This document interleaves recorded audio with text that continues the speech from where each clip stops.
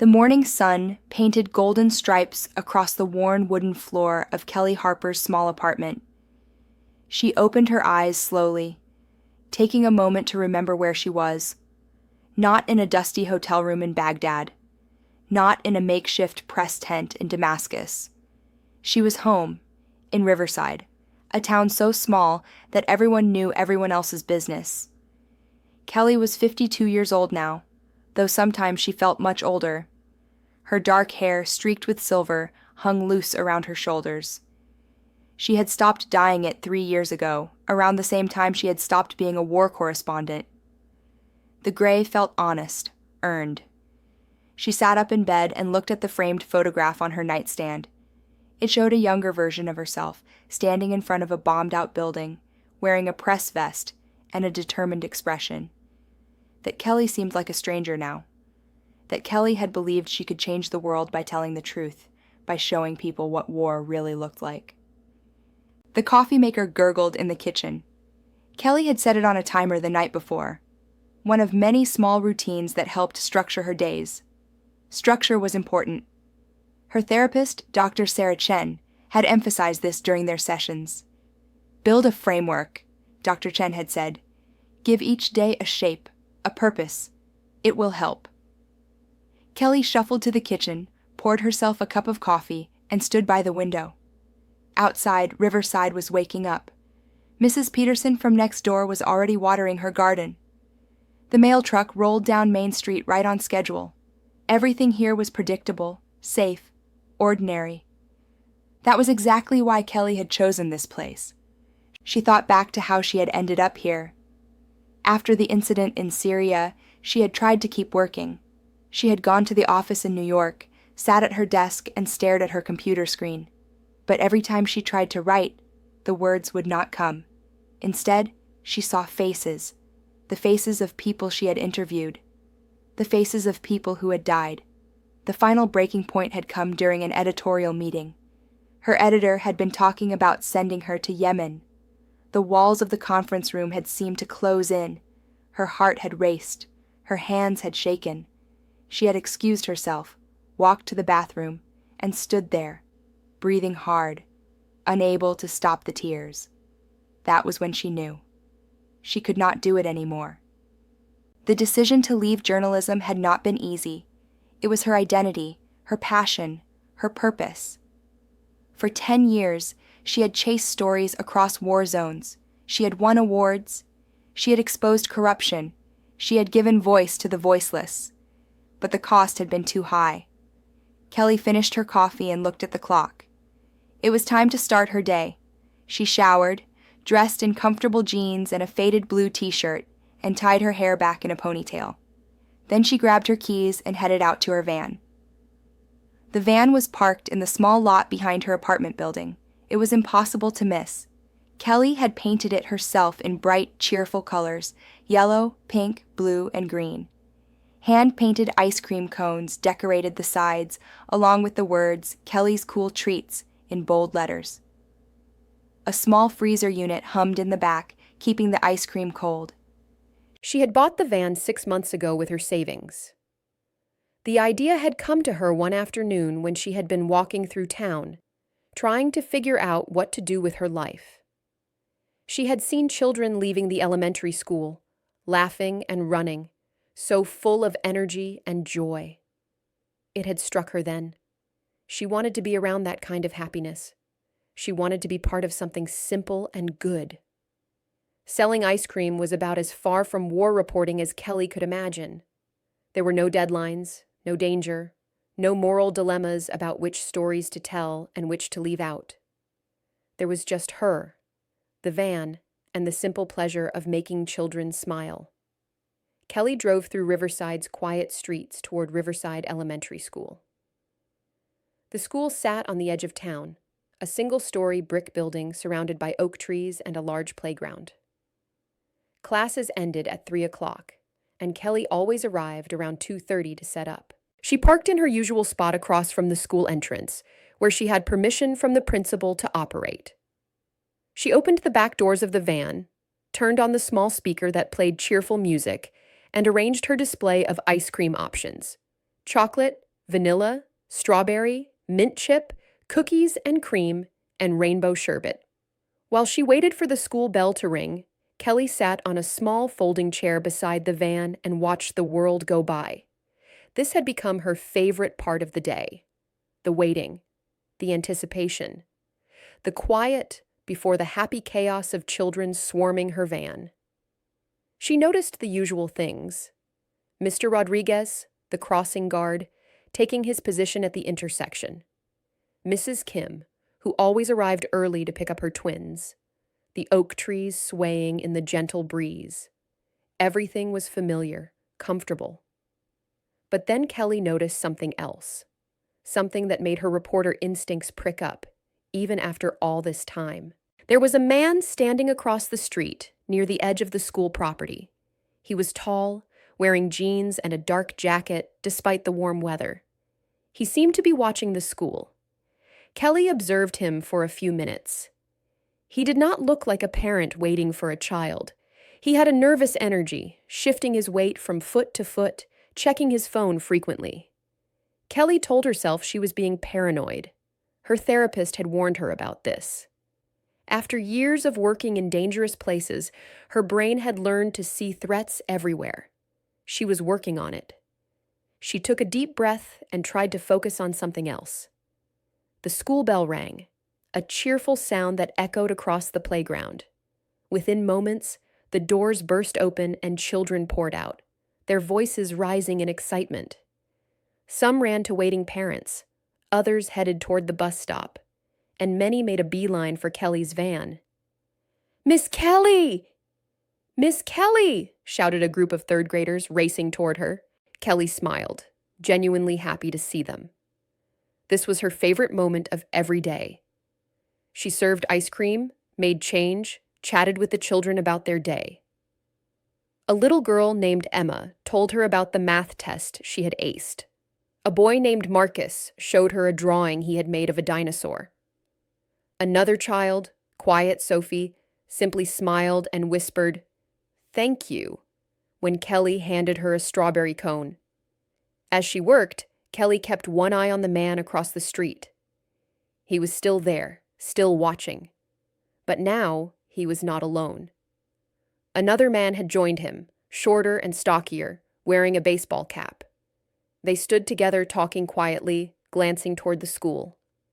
Kelly's unease grew. She tried to push it away. Maybe they were contractors checking out the school building. Maybe they were new teachers. Maybe they were just locals she had not met yet. Riverside was small, but not that small. The crowd around her van began to thin as children left with their parents or headed home.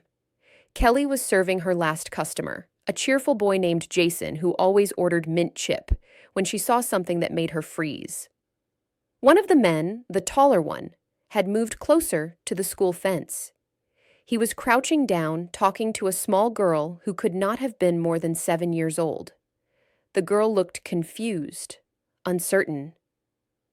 The man was holding something out to her. It looked like candy. Kelly's heart began to race, but not from panic this time. From something else. From recognition. She had seen this before, in different contexts, in different countries. People who approached the vulnerable with false kindness. People with bad intentions hiding behind friendly smiles. She called out to Jason's mother, who was standing nearby. "Mrs. Williams, could you watch the van for just a minute? I need to check on something." Before waiting for an answer, Kelly strode toward the school fence. The man saw her coming and stood up quickly, the candy disappearing into his pocket. The little girl scurried away, looking relieved. "Excuse me," Kelly said, her voice firm. "Can I help you with something?" The man looked startled, then defensive. "Just talking to the kid. No law against being friendly." "This is school property," Kelly said. "Are you a parent here?"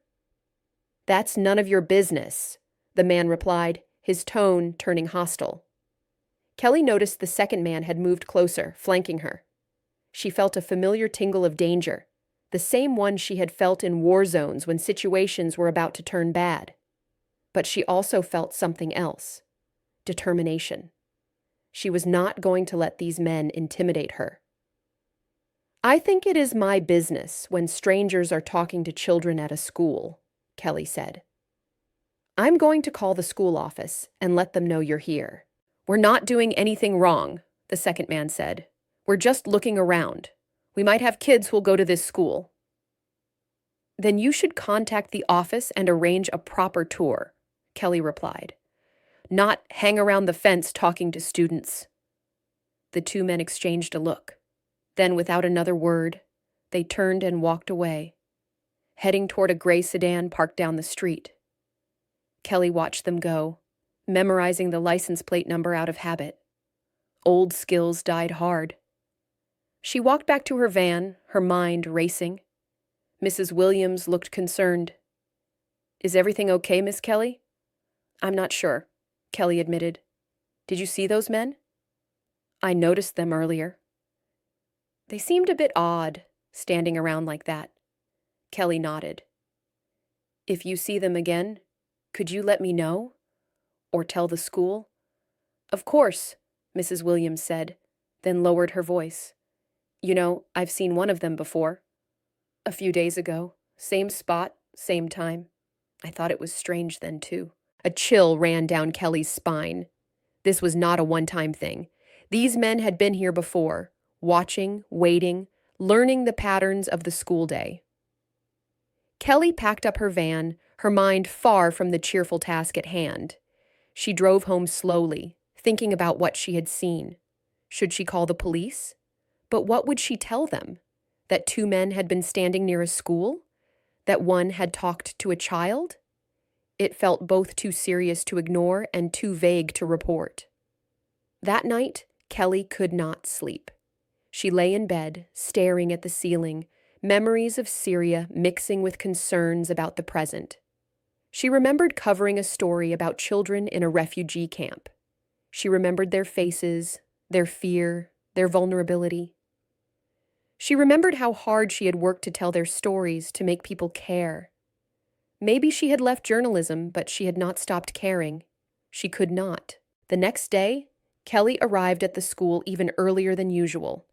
She parked her van and watched. Sure enough, within 20 minutes, the gray sedan appeared. The same two men got out and took up positions near the school, trying to look casual, but clearly watching. Kelly grabbed a small notebook from her glove compartment, another habit from her reporting days. She wrote down the time, the license plate number, descriptions of the men. She watched them watch the school. When the bell rang and children emerged, Kelly served ice cream but kept her attention divided. She saw the taller man approach another child, a boy this time.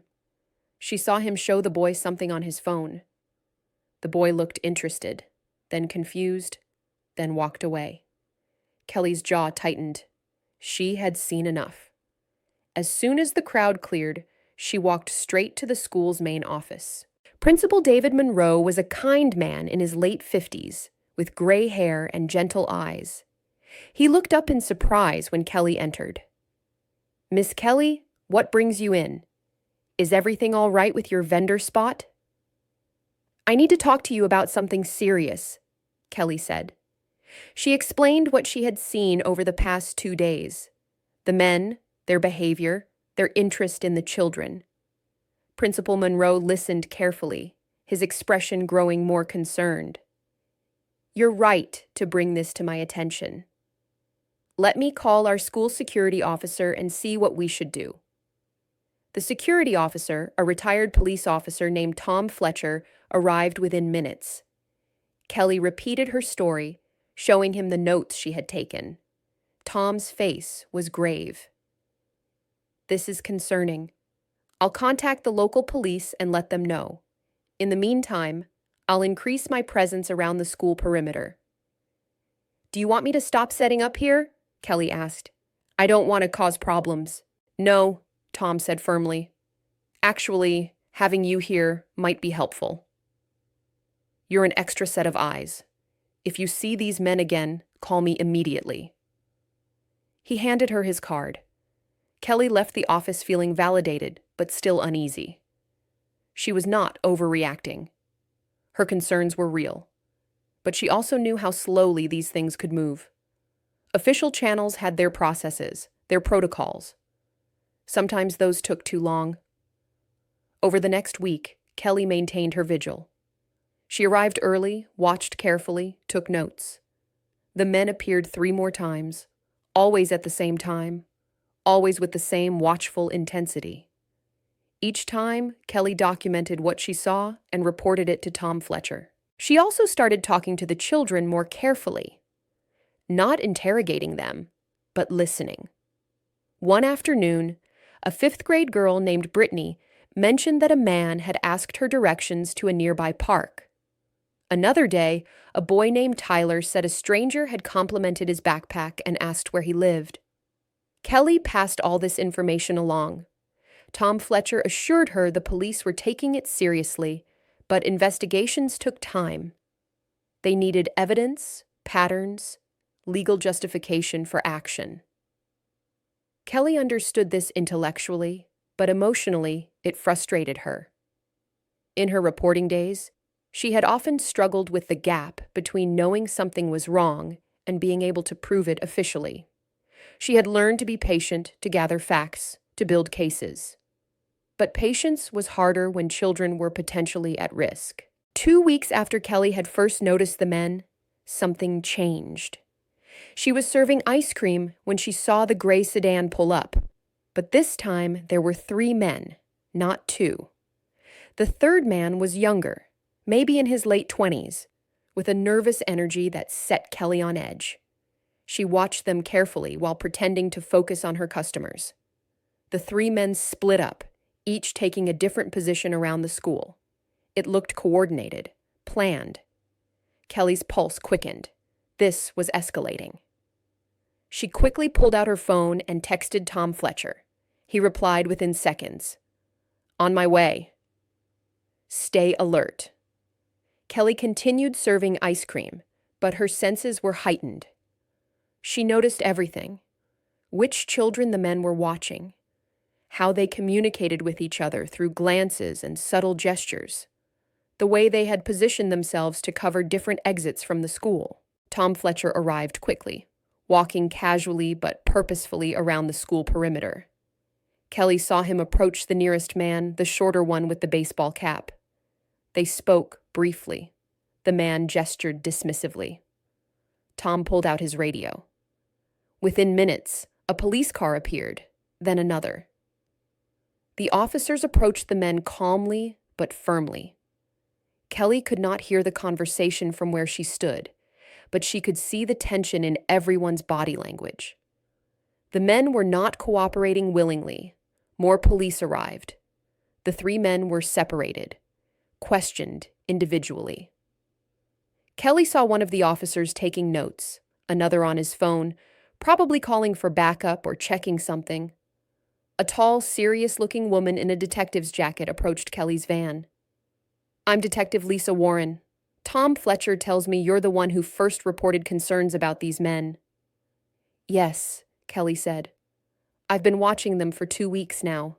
"I'm going to need you to come to the station and give a formal statement," Detective Warren said. "What you've observed might be important." Kelly nodded. She called Mrs. Williams, who had become a friend, and asked if she could take the van home for her.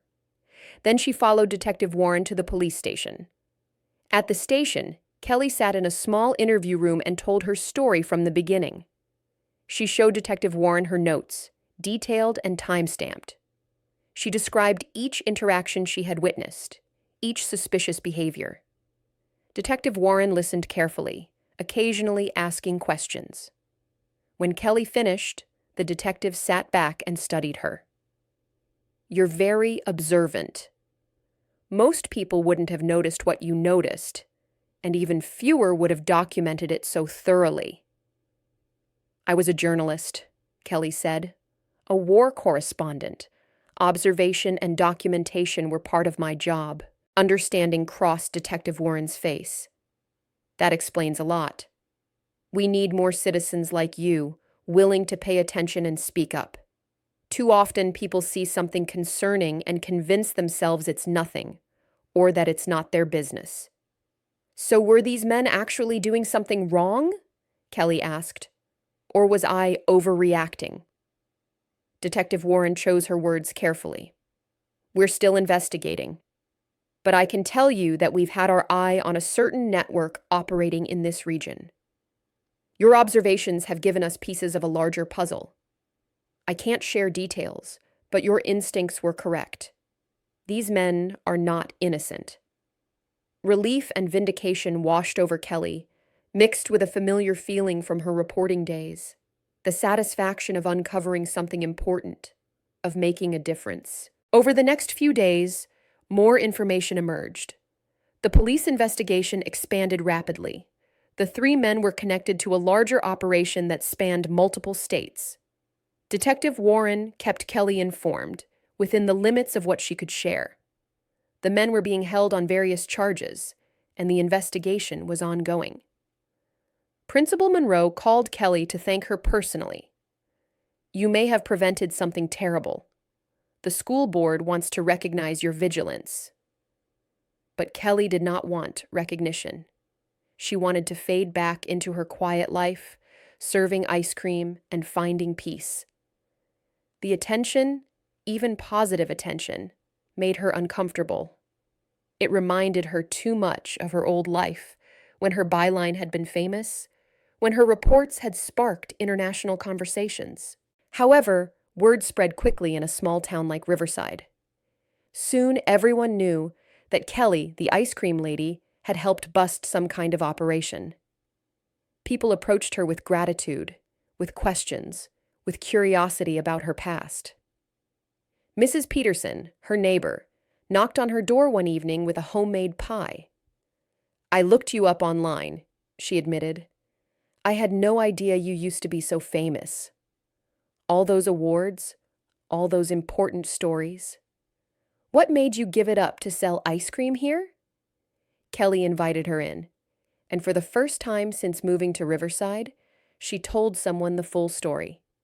She told Mrs. Peterson about Syria, about the explosion, about the people she had failed to save.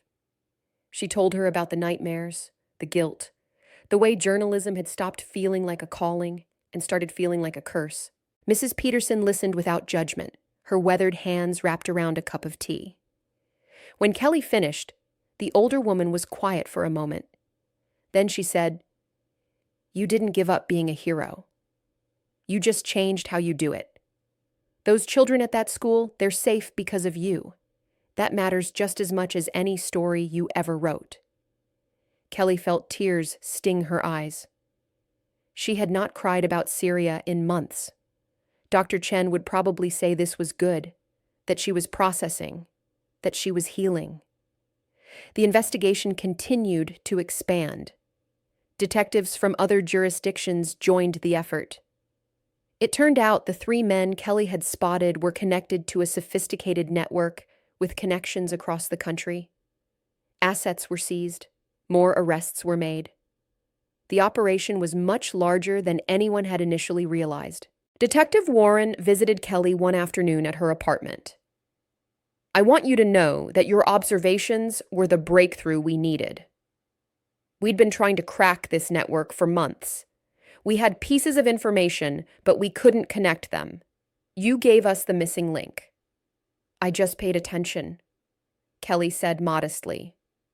That's more rare than you think, Detective Warren replied.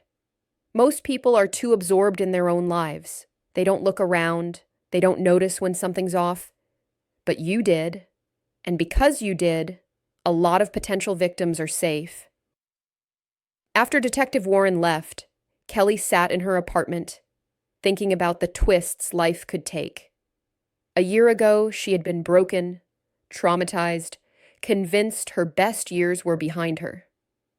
She had moved to Riverside to hide, to fade away, to live a small, quiet life where nothing bad could touch her. But life had found her anyway. Or maybe she had found life. She thought about what Mrs. Peterson had said. You didn't give up being a hero. You just changed how you do it. Maybe that was true.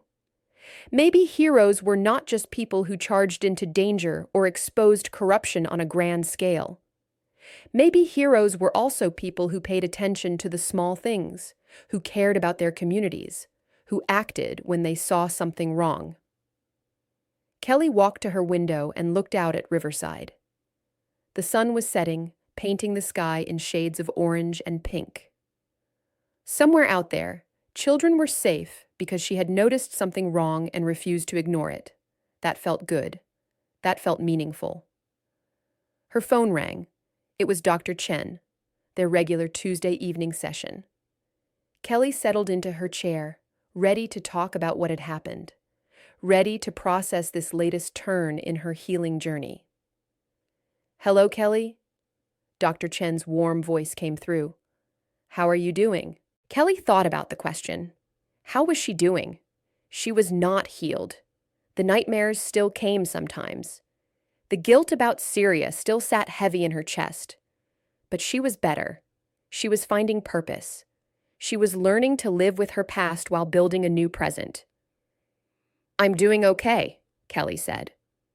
And for the first time in a long time, she really meant it. The weeks following the arrests brought unexpected changes to Kelly's quiet life. The local newspaper, the Riverside Chronicle, ran a front-page story. Local vendors' vigilance leads to major bust. Kelly had declined to be interviewed, but that did not stop the article from being written. The reporter had pieced together information from police statements, school officials, and court records. The story was picked up by regional news, then by state outlets. Within days, Kelly found herself at the center of attention she had deliberately tried to avoid. Reporters called her phone, knocked on her door, left business cards in her mailbox. They wanted the story behind the story, how a famous war correspondent had ended up selling ice cream in a small town, and how that unlikely journey had led to her stopping what police were now calling a significant operation. Kelly ignored most of the requests, but one call she could not ignore came from her former editor at the global news network, Marcus Sterling. They had not spoken since Kelly had resigned 3 years ago. "Kelly Harper!" Marcus's voice boomed through the phone, familiar and slightly overwhelming. "I've been reading about you. Sounds like you haven't lost your nose for a story, even if you're not writing them anymore." "Hello, Marcus," Kelly said carefully. "How have you been?" "Busy as always. But that's not why I'm calling. I want to offer you your old job back. We miss you, Kelly. The team misses you, and clearly you still have what it takes." Kelly felt a complex mix of emotions: flattery, fear, and a clear sense that the answer was no. "I appreciate the offer, but I'm not interested in coming back." "Are you sure?" "I know what happened in Syria was traumatic, but time has passed. You've clearly processed it, and the work you did here mattered. You changed lives with your reporting." "I changed lives here too," Kelly said quietly. "Different lives, in a different way, but it still mattered." Marcus was quiet for a moment. "I respect that, but the offer stands if you ever change your mind." After hanging up, Kelly sat with her thoughts. It was strange how little temptation she felt. A year ago, that call might have thrown her into turmoil. But now, she knew where she belonged. Not in war zones or editorial meetings, but in her colorful ice cream van, in this small town where she had found unexpected purpose. Life gradually returned to normal, or what passed for normal now. Kelly continued her daily routine. Wake up, coffee, drive to the school, serve ice cream, go home. But there were subtle differences. People knew her story now. They looked at her with a mix of respect and curiosity. Some kept their distance, perhaps intimidated by her past. Others approached her more frequently, wanting to chat, to connect. Emma, the little girl who always ordered chocolate ice cream, brought her mother to the van one day. The woman, thin and nervous-looking, shook Kelly's hand firmly. thank you for watching out for our children. It means more than you know. Kelly noticed the emphasis on our children and wondered about Emma's story. She had learned over the months that everyone in Riverside had stories, scars, pasts they were managing. She was not unique in that way. The school year moved toward its end. Principal Monroe called Kelly into his office one afternoon. She went, curious and slightly anxious. Had she done something wrong? Was she no longer welcome to park by the school? But Monroe greeted her with a warm smile. "Sit down, Kelly. I want to talk to you about something." Kelly sat, waiting. "The school board has been discussing how to better protect our students," Monroe began. "What happened with those men has made us realize we need to be more proactive. We want to create a community watch program where local volunteers help keep an eye on the school environment, and we want you to help lead it." Kelly was taken aback. "Lead it? I don't know anything about community organizing." "But you know about observation. You know how to spot suspicious behavior. You know how to document what you see and report it effectively. Those are exactly the skills we need." Kelly considered this. It was more involvement than she had planned. It meant more interaction with people, more responsibility. But it also meant doing something meaningful, something that aligned with her values. "Let me think about it," she said. "Take your time," Monroe replied. "But I hope you'll say yes. You've already proven you care about this community and its children." That evening, Kelly called Dr. Chen for an unscheduled session. She needed to talk through this decision, to understand her own resistance and what it meant. "It sounds like an opportunity to channel your protective instincts in a healthy way," Dr. Chen observed after listening. "But I hear hesitation in your voice. What are you afraid of?" Kelly thought about it. "I'm afraid of caring too much again. When I was a reporter, I cared so deeply about every story, every person I interviewed. I carried their pain with me. It ate me alive. I came here to stop carrying other people's pain." "But you're already carrying it," Dr. Chen pointed out gently. "You've been worried about those children since you first noticed those men. The question isn't whether you care, but how you channel that care in a way that's sustainable for you." Dr. Chen was right. Kelly was already invested. Saying yes to the Community Watch program would not change that. It would just formalize what she was already doing, paying attention and trying to help. "I think I'll do it," Kelly said. "I think that's brave," Dr. Chen replied. Kelly agreed to lead the Community Watch program. The first meeting was held in the school library on a Tuesday evening. Kelly had expected maybe a dozen people. Instead, over 30 community members showed up: parents, retirees, local business owners, and concerned citizens. Principal Monroe introduced Kelly, giving a brief overview of how her vigilance had led to the arrests.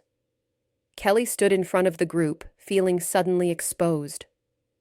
Public speaking had never been her strength, even when she had been famous. She preferred observing and writing to talking, but she pushed through her discomfort. "Thank you for coming," she began. "I'm not an expert in community safety, but I spent 10 years as a journalist, learning to observe carefully and ask questions. That's what we need here. People who are willing to pay attention and speak up when something seems wrong." She explained her system of documentation, noting times, descriptions, license plates, patterns of behavior. She talked about the importance of trusting your instincts while also avoiding paranoia or racial profiling. She emphasized working with school officials and police rather than confronting suspicious individuals directly. The meeting generated good discussion. People shared their own concerns and observations. A retired teacher named Margaret Wilson talked about the importance of knowing your neighbor's children so you could spot when an unknown adult was trying to engage with them. A local shop owner, Tim Garcia, offered to provide free whistles that children could use in emergencies. By the end of the meeting, they had formed a network. People signed up for different roles. Some would monitor the school area during drop-off and pickup times. Others would patrol the nearby park on weekends. Some would serve as communication hubs, collecting and organizing information. Kelly left the meeting feeling energized and exhausted. She had not felt this sense of purpose since her reporting days. But it was different this time. She was not alone, carrying the weight of the work by herself. She was part of a community effort, supported by others who cared. Over the next month, the Community Watch program took shape. Kelly created a simple reporting system using a shared online document where volunteers could log their observations. She set up a phone tree for urgent concerns. She worked with Tom Fletcher, the school security officer, to train volunteers on what to look for and how to respond appropriately. The program attracted attention from other schools in the county. Soon, Kelly was being asked to speak at PTA meetings, to consult with other principals, to share her model. She was reluctant at first, uncomfortable with being seen as an expert. But she realized that her experience and her willingness to act made her a valuable resource. One afternoon, while serving ice cream, Kelly noticed a new volunteer watching the school area. It was a man in his 40s, well-dressed and professional-looking. Something about him seemed off. Kelly approached him casually. "Hi, I'm Kelly. Are you part of the Community Watch?" The man looked startled, then smiled smoothly. "Yes, I just signed up. Name's David." "Great to have you. What brings you to the program?" David's answer was vague, generic. Kelly's reporter instincts tingled. She made a mental note to check the volunteer sign-up sheet. When she did, she found no one named David. Kelly reported this to Tom Fletcher, who investigated. It turned out David was a private investigator hired by a news organization trying to get an exclusive interview with Kelly. He had thought joining the Watch program would give him access to her. The incident was annoying but also validating. It showed that the community was paying attention and questioning unfamiliar presences. It showed that Kelly's system of documentation and verification worked. As summer approached and the school year ended, Kelly faced a new question. What would she do during the summer months? Her ice cream business would continue, but the school would be empty. The Community Watch program would need to shift focus. After discussion with the volunteers, they decided to expand their awareness to other areas: the public library, the town pool, the summer camp programs run by the recreation department. The network they had built could serve the entire community, not just the school. Kelly found herself becoming more integrated into Riverside's social fabric. She knew people now, beyond just surface pleasantries. She had coffee with Margaret Wilson to discuss Watch program strategies. She attended a town council meeting to present the program's success and request formal recognition. She even joined a book club, something her old self would never have had time for. One evening at book club, hosted in Mrs. Peterson's cozy living room, the discussion drifted from the book they were supposed to be discussing to more personal topics. A woman named Jennifer asked Kelly directly, "What was it like being in war zones?" "I can't imagine." The room went quiet. Everyone was curious, but had been too polite to ask. Kelly considered deflecting. But these women had become her friends. They had welcomed her, supported her work with the Watch program, made her feel part of the community. They deserved honesty. "It was intense," Kelly said slowly. "Every day, you saw the worst of humanity, but also sometimes the best. People helping each other despite danger. Families staying together despite everything. But it was also exhausting, emotionally and physically. And eventually, it broke me. I saw something I couldn't unsee. and I realized I couldn't do it anymore. Do you miss it? Jennifer asked. Kelly thought about this carefully. I miss feeling like my work mattered on a large scale. I miss the adrenaline sometimes. I miss being part of important conversations about global issues. But I don't miss the nightmares. I don't miss the guilt. I don't miss feeling like I was carrying the weight of the world. Mrs. Peterson spoke up. Your work still matters. You've made this community safer. You've taught us to pay attention and care for each other. That matters too, just on a different scale. Plus, you make excellent ice cream, Margaret added with a smile, lightening the mood. Everyone laughed and the conversation moved on. But Kelly felt something shift inside her. She had shared part of her story, and the world had not ended. Her friends had not rejected her or treated her differently. If anything, she felt more connected to them. That night, lying in bed, Kelly realized she had not had a nightmare about Syria in over a month, the longest stretch since the incident. Dr. Chen would be pleased. The summer passed in a pleasant blur of ice cream sales, community watch activities, and slowly building friendships. Kelly discovered she enjoyed having a routine that included social connection. She was still introverted, still needed alone time to recharge, but the isolation she had wrapped herself in when she first moved to Riverside was no longer necessary or desirable. In August, Detective Warren called. I wanted to give you an update on the case, she said. The main suspects have all been convicted on multiple charges. The network has been completely dismantled. Prosecutors are crediting your initial observations as the key that broke open the investigation. I'm glad it worked out, Kelly said. There's more. We found evidence of their activities in 3 other states. Your actions here prevented harm not just in Riverside, but potentially in multiple communities. The FBI is involved now, using our case as a model for identifying similar networks elsewhere. Kelly felt a familiar rush, the same feeling she used to get when a story she had broken led to real change. But it was tempered now by awareness of her own limitations. She had helped, yes, but she had not done it alone. The police, the school, the community watch volunteers, everyone had played a role. Thank you for letting me know, Kelly said, and thank you for taking my concerns seriously from the start. Thank you for having the courage to speak up, Detective Warren replied. As the new school year approached, Kelly felt ready. The Community Watch program was well established now. New volunteers had joined, bringing fresh energy. The local police department had formally endorsed the program and assigned an officer to serve as liaison. Principal Monroe had retired over the summer, and a new principal, Maria Santos, had taken his place. Kelly arranged to meet with her before school started. Principal Santos was younger than Monroe, probably in her early 40s, with an air of brisk efficiency.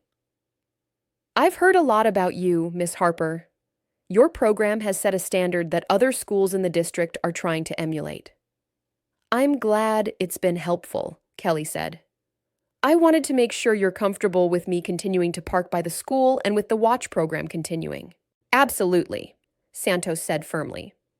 Safety is my top priority. What you've built here is exactly the kind of community partnership we need. I'd actually like to expand it. I want to create a more formal connection between the watch program and our school safety committee. Kelly found herself taking on more responsibility than she had ever intended. But instead of feeling burdened, she felt energized. She was good at this. She was making a difference. And she was doing it in a way that felt sustainable, that did not eat away at her soul. The first day of the new school year brought familiar excitement. Kelly set up her van, watching a new crop of kindergartners arrive with oversized backpacks and nervous expressions. She saw returning students greeting friends they had not seen all summer. She saw parents taking photos and trying not to cry. And she saw the community watch volunteers at their posts, keeping an eye on things. Part of the fabric of the school community now. A new kindergarten teacher, young and enthusiastic, brought her class over for ice cream as an end of first day treat. The children were adorable, chattering away about their new classroom and their new friends. One little boy hung back from the group, watching quietly. Kelly recognized the expression. Uncertainty. Maybe some fear. She had seen it on the faces of refugee children, of children who had experienced trauma. She served ice cream to the other children first, then crouched down to the quiet boy's level. "Hi there, I'm Miss Kelly. What's your name?" "Oliver," the boy whispered. "Nice to meet you, Oliver." "What kind of ice cream do you like?" Oliver shrugged, still wary. "Tell you what," Kelly said. "I'll give you a little bit of chocolate and a little bit of vanilla, and you can try both." "Sound good?" A small smile appeared on Oliver's face. He nodded. Kelly handed him the cone carefully. "You have a good rest of your day, Oliver. I'll see you tomorrow." Oliver took the ice cream and ran back to his teacher, some of the tension leaving his small body. The teacher approached Kelly. "Thank you. Oliver's been through a lot. His family just moved here from a difficult situation. This is his first time in a regular school environment." "He'll be okay," Kelly said with confidence she hoped was warranted. "This is a good place. People here care." And as she said it, she realized she believed it. Riverside was a good place. Not perfect. Nowhere was perfect, but good. Safe. Community-minded. She had found her home.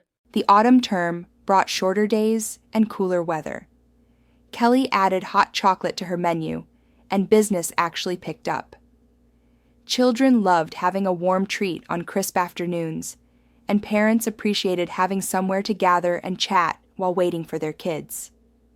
The Community Watch program had become so integrated into the school routine that it was hard to remember a time when it had not existed.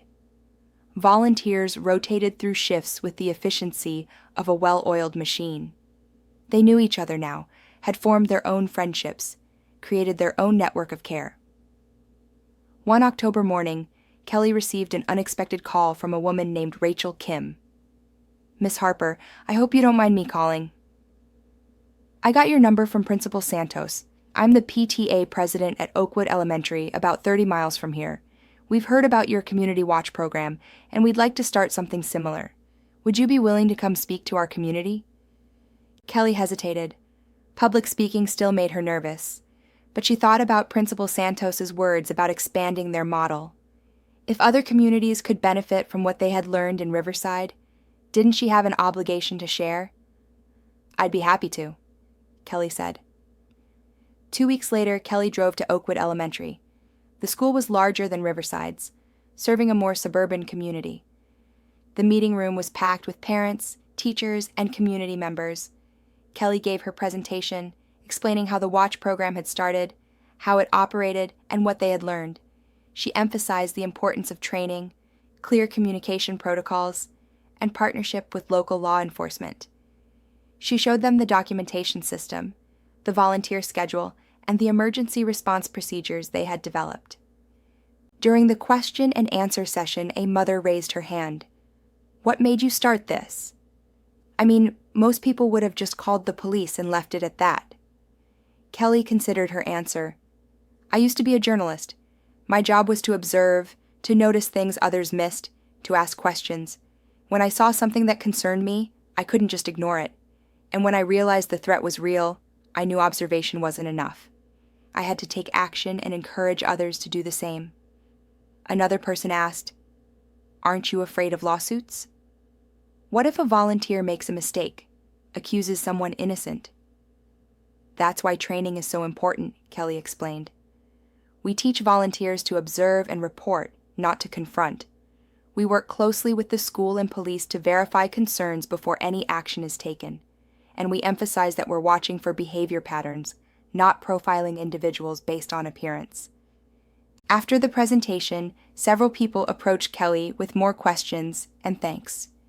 Rachel Kim walked her to her car. "You're a natural at this. Have you thought about doing this full-time? Consulting with schools, training communities?" Kelly laughed. "I have an ice cream business to run." "I'm serious," Rachel said. "There's clearly a need. Schools everywhere are struggling with safety concerns. You've developed a model that works. You could help a lot of communities." The idea lingered in Kelly's mind as she drove home. Could she do this full-time? Did she want to? Her ice cream business barely made enough to cover her expenses. She lived on savings from her journalism career and a small disability payment from an injury she had sustained years ago in Afghanistan. But consulting would mean travel, meetings, presentations. It would mean stepping back into a more public role. Was she ready for that? She discussed it with Dr. Chen during their next session. "It sounds like an opportunity to use your skills in a new way. But I hear ambivalence. What concerns you?" "I'm worried about falling back into old patterns," Kelly admitted. "When I was a reporter, I couldn't stop working. Every story was urgent, every interview was critical. I burned out because I couldn't maintain boundaries. What if this becomes the same thing?" "What if it doesn't?" Dr. Chen countered. "You're not the same person you were then. You've learned about your limits. You've built a support system. You've developed coping strategies. You get to choose how much you take on." Kelly nodded slowly. "I think I need to try it on a small scale first. See how it feels." Over the next few months, Kelly did exactly that. She agreed to consult with 3 more schools, helping them set up watch programs. She created a handbook based on Riverside's model, detailing best practices and lessons learned. She trained volunteer coordinators who could then train their own communities. The work was fulfilling. Kelly discovered she enjoyed teaching others to observe effectively and take action appropriately. She liked seeing communities come together around a common goal, but she also carefully monitored her own stress levels, made sure she built in rest days, and continued her regular sessions with Dr. Chen. Her ice cream business continued, but on a modified schedule. She still parked at Riverside Elementary 3 days a week, but the other days she used for consulting work. The children and parents accepted the change, and new routines formed. In December, Kelly received an email from the state education department. They wanted to feature her community watch model in their school safety newsletter. They also wanted to know if she would be interested in serving on a statewide task force examining school safety initiatives. Kelly read the email twice. A task force meant regular meetings, probably in the state capitol, 3 hours away. It meant influencing policy at a level beyond individual schools. It was another step toward public engagement, toward being visible again. She called Rachel Kim for advice. Over the months, Rachel had become a friend and colleague. "You should do it," Rachel said immediately. "Your voice needs to be heard at that level. Too many safety policies are created by people who've never been in schools, who don't understand community dynamics. You have real experience." "But I'm not a policy expert," Kelly protested. "Neither are half the people on these task forces," Rachel replied. "What you are is someone who saw a problem and created a solution. That's exactly the kind of thinking policymakers need." Kelly agreed to join the task force. The first meeting was in January, held in a government building that smelled of old coffee and bureaucracy. The other task force members were a mix of education administrators, law enforcement officials, child safety advocates, and a few parents. Kelly sat quietly through most of the meeting, listening, observing.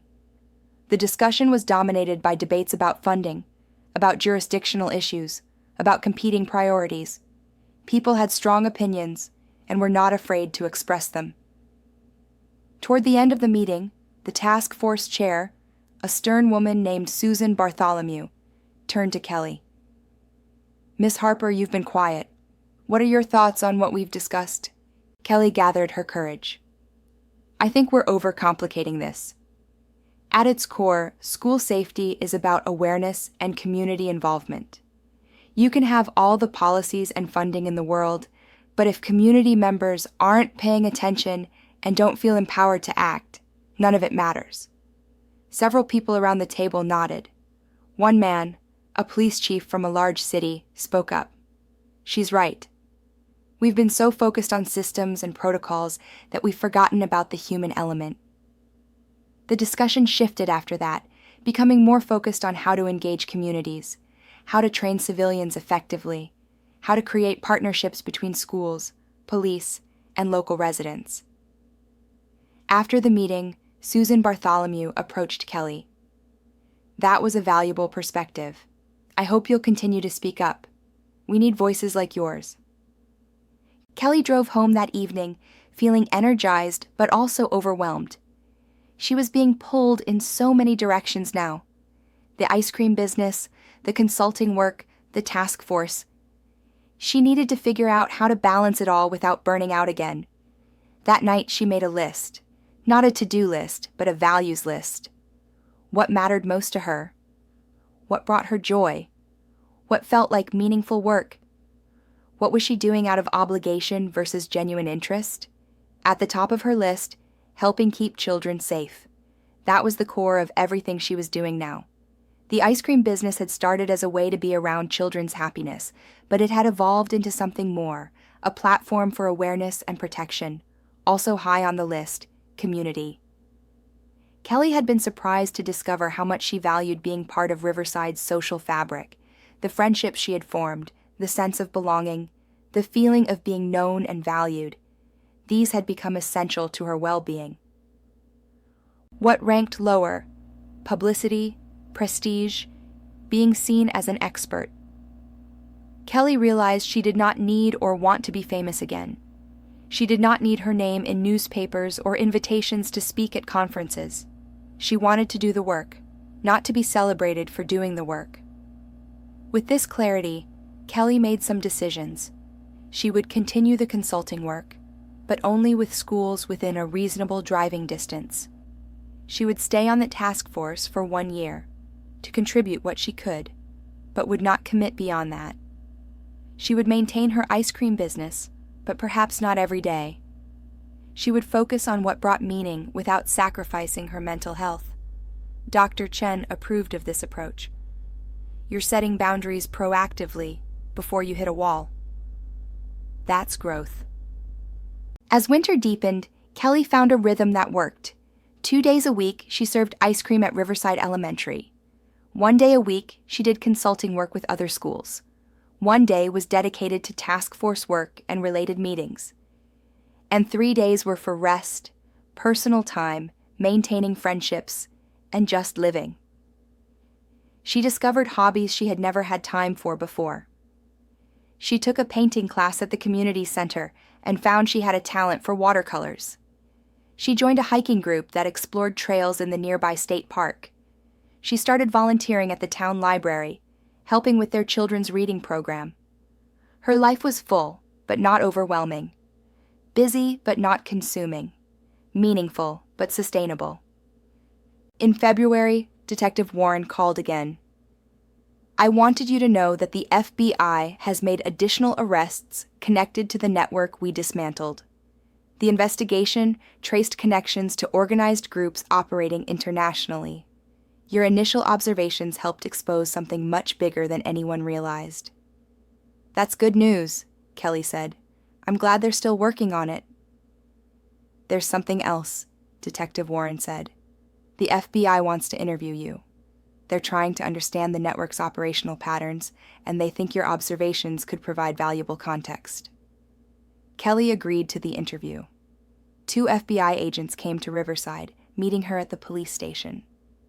They were professional and respectful, treating her as a valuable witness rather than a curious bystander.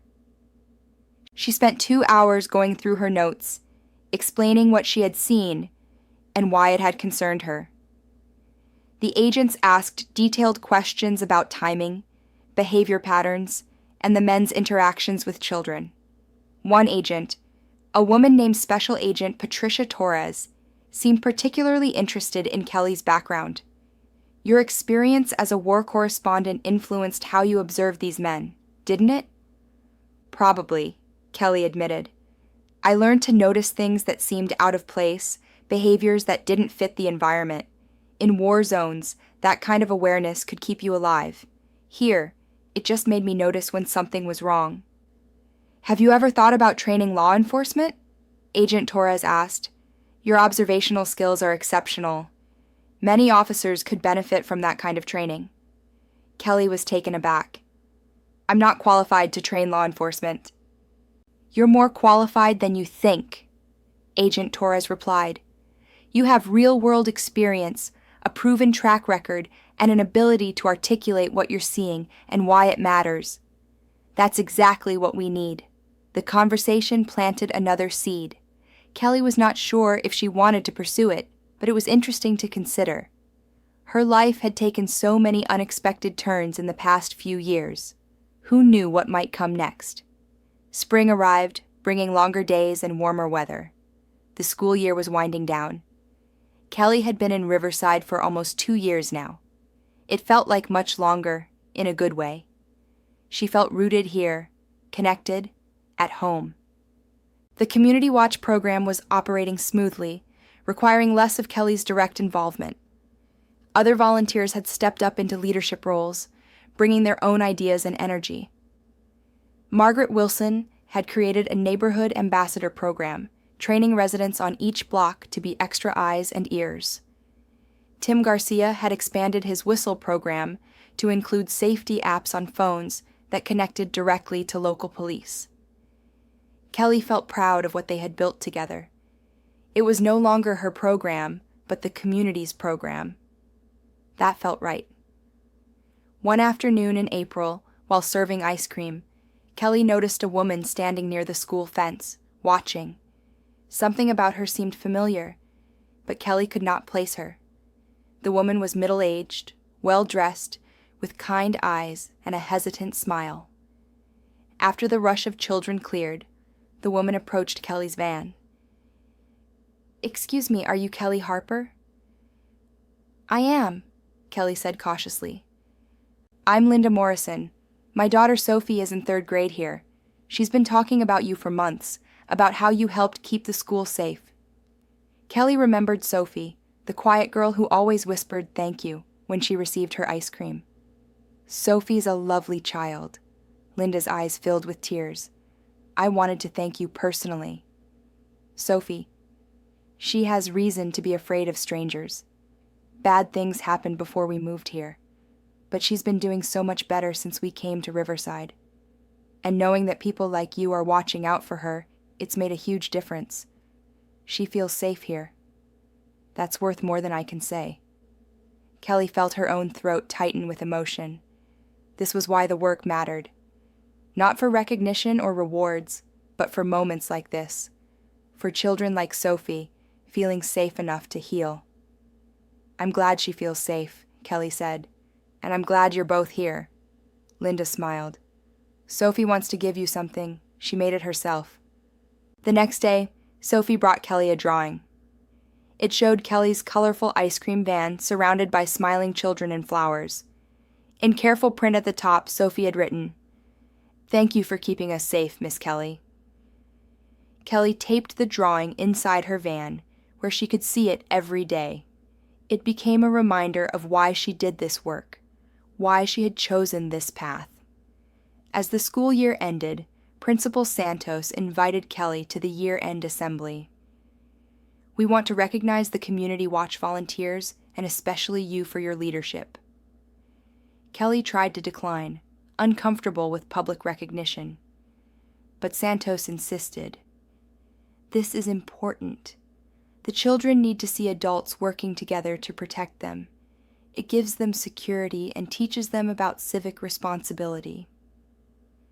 At the assembly, Kelly stood awkwardly on the stage while Santos explained the watch program to the assembled students, teachers, and parents. Then the principal presented Kelly with a plaque that read, "In recognition of exemplary community service and dedication to child safety." The students applauded enthusiastically. Many of them knew Kelly from her ice cream van and waved at her excitedly. Kelly felt her face flush with embarrassment and pride. After the assembly, a group of fifth graders approached Kelly. One boy, Marcus, who had shown her his dinosaur drawings that first week, spoke for the group. "Miss Kelly, we made you something too." They presented her with a poster covered in signatures and messages from students throughout the school. Messages like, "Thanks for watching out for us," and "You're the coolest ice cream lady ever," and "You're our hero." Kelly read each message carefully, touched by the children's earnestness. These kids had no idea about her past, about Syria, about her trauma. They just knew her as the friendly woman who sold them ice cream and cared about their safety. Maybe that was enough. Maybe that was better than her old identity as Kelly Harper, award-winning war correspondent. Maybe being known for present actions rather than past accomplishments was a gift, not a loss. That evening, Kelly looked through her photo albums, something she had not done in months. She looked at pictures of herself in press vests, standing in front of bombed buildings, interviewing refugees, shaking hands with world leaders. That life seemed very far away now, like it belonged to someone else. But maybe it had not been wasted. Maybe all those experiences, even the traumatic ones, had prepared her for what she was doing now. She had learned to observe, to listen, to document, to question. She had learned about courage and fear, about resilience and breaking points. She had learned that sometimes the most important work was not the most visible work. Kelly closed the photo albums and looked at the new pictures she had started collecting. Her colorful van, the community watch volunteers, the children at the school, the friends she had made in Riverside. This was her life now. These were her people. This was her purpose. She felt at peace. Part 4. Full Circle. The summer between Kelly's second and third year in Riverside brought unexpected opportunities. The handbook she had created about community watch programs caught the attention of a small publishing company that specialized in educational materials. They wanted to expand it into a full book, with chapters on various aspects of community safety, child protection, and civic engagement. "I'm not a writer," Kelly protested during the phone call with the acquisitions editor. "You were a journalist for 10 years, the editor pointed out. "You absolutely are a writer, and you have a unique perspective that people need to hear." Kelly negotiated a contract that gave her 6 months to complete the manuscript. It was not a large advance, but it would help financially and potentially reach more communities. She set up a writing schedule. Dedicating mornings to the book project before the heat of the day made her want to do nothing but sit under a fan. Writing was harder than she expected. As a journalist, she had written tight factual pieces with clear narratives. This required a different approach, more reflective, more personal, more instructional. She struggled with finding her voice, with balancing professional expertise with personal experience. Dr. Chen encouraged her to be honest in her writing. Tell your story. Explain why you care about this work. Readers will connect with authenticity more than they will with dry instructions. Slowly, the manuscript took shape. Kelly wrote about her observations at the school, about creating the watch program, about training volunteers. But she also wrote about her journey from war correspondent to ice cream vendor, about trauma and healing, about finding purpose in unexpected places. She wrote about Sophie's drawing and what it meant to her. She wrote about the night she had confronted those men near the school fence and the fear and determination she had felt. She wrote about community as a form of protection, about how neighbors looking out for neighbors created a web of safety that no amount of official security could replicate alone. By August, she had a complete draft. Her editor loved it. "This is exactly what we hoped for. It's practical and useful, but it's also moving. You've created something special." The book was scheduled for publication the following spring, timed to coincide with National Crime Prevention Month. Kelly tried not to think too much about it. She had learned that anticipation could be its own form of stress. The new school year began with familiar rhythms, but also changes. Principal Santos had expanded the school's safety protocols based on recommendations from the Community Watch program. The PTA had raised funds for better lighting in the parking lot and a new camera system for the exterior of the building. Kelly continued her ice cream business, but now with a more efficient schedule. She had hired a teenager, Jake, to help with the van a few days a week. Jake was responsible and enthusiastic, grateful for the job and good with the children. It freed Kelly up for other commitments without abandoning the business she loved. The consulting work had grown organically. Kelly now worked with 12 schools across 3 counties, helping them implement watch programs. She had developed a 3-session training model that seemed to work well. 1 session on observation skills, 1 on documentation and reporting, and 1 on community building and volunteer management. She enjoyed this work more than she had expected. Each community was different, with its own dynamics and challenges. She learned as much from them as they learned from her. Some schools were in rural areas like Riverside, where everyone knew each other. Others were in suburban communities with transient populations. A few were in urban areas with complex safety concerns. Kelly adapted her approach to each context, emphasizing that community watch programs needed to reflect their specific communities. There was no one-size-fits-all solution. The key principles remained the same: awareness, communication, and collaboration with authorities, but the implementation varied.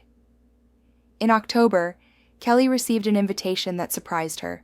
The National Press Club in Washington, D.C. wanted to honor her with their Community Impact Award. The award recognized journalists who had used their skills to benefit society beyond traditional reporting. Kelly's first instinct was to decline. She had left journalism behind. She did not want to be pulled back into that world, even for an award ceremony. But Marcus Sterling called her personally. "Kelly, you need to accept this. Not for yourself, but for what it represents. You're showing that journalists' skills have value beyond the newsroom. You're demonstrating that our training in observation and critical thinking can be applied to community service. That's an important message."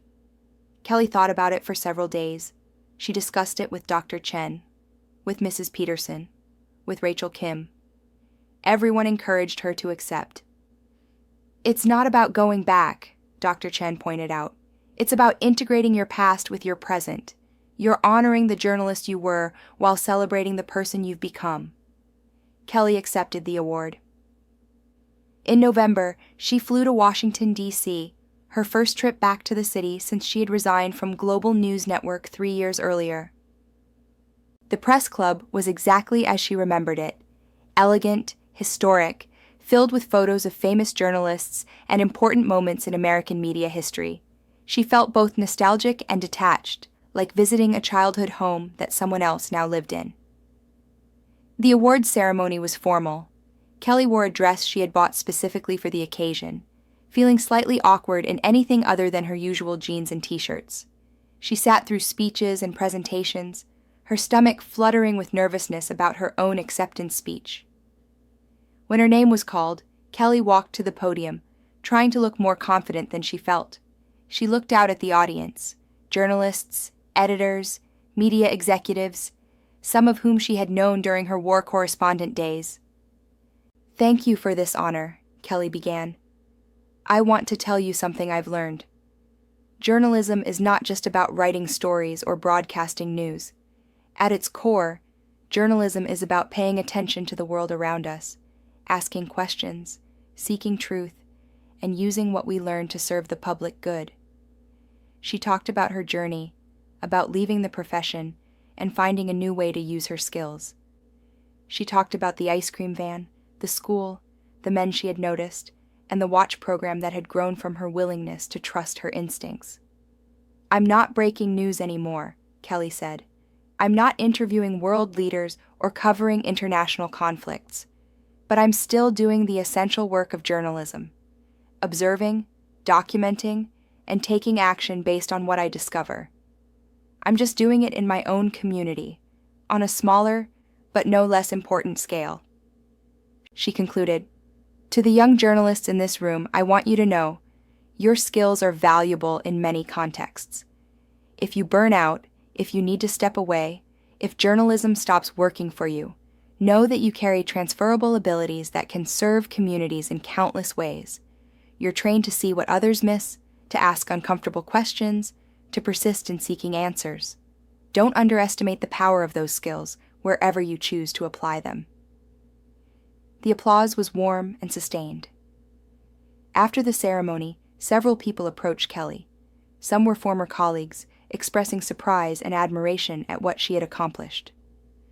Others were young journalists interested in her story, asking questions about how she had made the transition. One young woman, maybe 25, waited until the others had left. "I wanted to thank you," she said quietly. "I've been struggling with PTSD after covering protests that turned violent. I've been thinking about quitting, but I felt like a failure. Your speech made me realize leaving journalism doesn't mean giving up." Kelly's heart went out to her. She remembered that feeling so well. The guilt, the sense of inadequacy, the belief that she should be stronger, tougher, able to handle anything. "You're not a failure," Kelly said firmly. "You're a human being with limits, and recognizing those limits is wisdom, not weakness. Whatever you decide to do, make sure you're taking care of yourself. Your well-being matters more than any story." They talked for a while longer. Kelly gave the young woman her email address and encouraged her to stay in touch. Flying home to Riverside, Kelly reflected on the evening. She had been nervous about returning to the journalism world, worried about being pulled backward into a life that no longer fit her. But instead, she had felt confirmation of her choices. She had left journalism, but she had not lost her identity. She had transformed it. Back in Riverside, life continued its steady rhythm. Kelly finished the manuscript for her book, sending the final version to her editor just before Thanksgiving. She spent the holiday with Mrs. Peterson and several other friends from town, a warm gathering that felt like family. In December, the task force completed its work, issuing a comprehensive report on school safety best practices. Kelly's contributions had been significant, particularly in the sections on community engagement and civilian watch programs. Susan Bartholomew, the task force chair, thanked Kelly personally for her service. "You were skeptical about policy work," Susan said, "but you made a real difference. The recommendations in this report will influence school safety programs across the state." Kelly felt satisfied with that outcome. She had served her term, contributed what she could, and now she was done. It was time to step back and focus on local work again. As the year ended, Kelly realized she had not had a single nightmare about Syria in over 3 months. The memories were still there, but they had lost their sharp edges. She could think about what had happened without being overwhelmed. She could honor the people who had died without being destroyed by guilt. This was healing, not forgetting, not erasing, but integrating the past into a life that made sense, that had purpose, that felt sustainable. The new year brought the publication of Kelly's book, Watchful Eyes, Caring Hearts, A Community Approach to Child Safety. The publisher organized a modest book tour, focusing on schools and community centers rather than bookstores. Kelly found herself speaking to groups of parents, teachers, and concerned citizens about community watch programs. She signed books, answered questions, and listened to stories from other communities facing their own safety challenges. The book received positive reviews in education journals and parenting magazines. Several school districts adopted it as part of their safety training materials. Kelly was pleased, but tried not to let the attention become too consuming. She remembered what Dr. Chen had said about boundaries, about choosing how much to take on. In March, Rachel Kim called with news. Oakwood Elementary's watch program just helped prevent a serious incident. A volunteer noticed someone trying to breach the school fence. Thanks to the documentation system you taught us, police were able to identify and arrest the person before anything happened. You saved lives, Kelly. Again. Kelly felt the familiar mix of satisfaction and sorrow. She was glad the system had worked, glad children were safe. But she was also reminded of why the system was necessary, of the reality that threats existed and constant vigilance was required. Spring bloomed in Riverside. Kelly's ice cream business picked up as weather warmed. She added new flavors based on suggestions from her young customers: birthday cake, cotton candy, mango. The van was freshly painted, brighter than ever.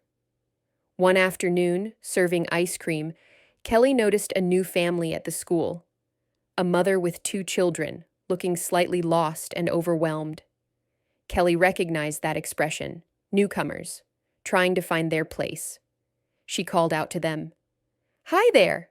Welcome to Riverside. Would you like some ice cream? First cone is free for new families." The mother smiled gratefully. "Thank you. We just moved here last week. I'm Sarah, and these are my kids, Lily and Ben." Kelly served the children ice cream and chatted with Sarah, offering information about the school, the town, the community.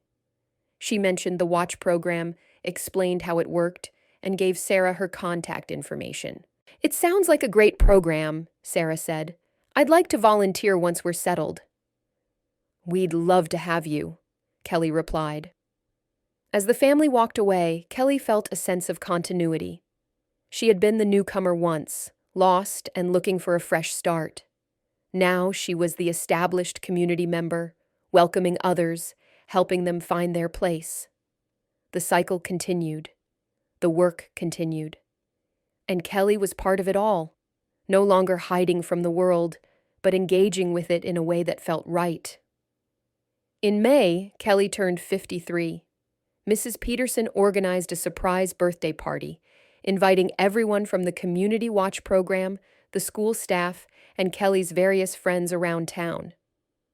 The gathering was held in Mrs. Peterson's backyard, decorated with balloons and streamers. Kelly was genuinely surprised and touched. She had not celebrated a birthday in years, usually preferring to let the day pass quietly. But this celebration felt different. It was not about her age, but about her place in this community, about the connections she had built, about the life she had created.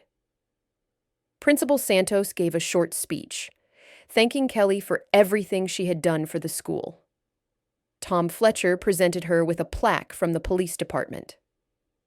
The Community Watch volunteers gave her a photo album filled with pictures from various events over the past 2 years.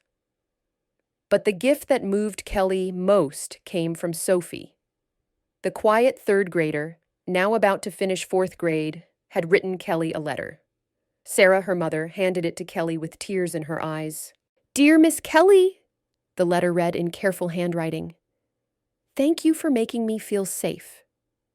When we moved to Riverside, I was scared all the time. But then I met you, and you were always nice to me. And then my mom told me about the bad men and how you stopped them. You are the bravest person I know. When I grow up, I want to be like you. I want to help keep people safe too. Love, Sophie." Kelly read the letter twice, then folded it carefully and put it in her pocket.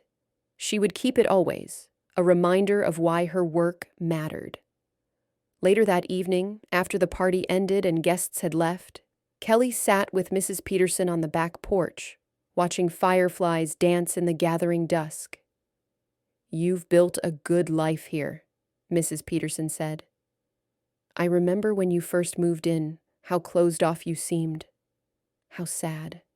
I'm glad to see you found your way." "I'm glad too," Kelly said. "I didn't think I could be happy again after Syria.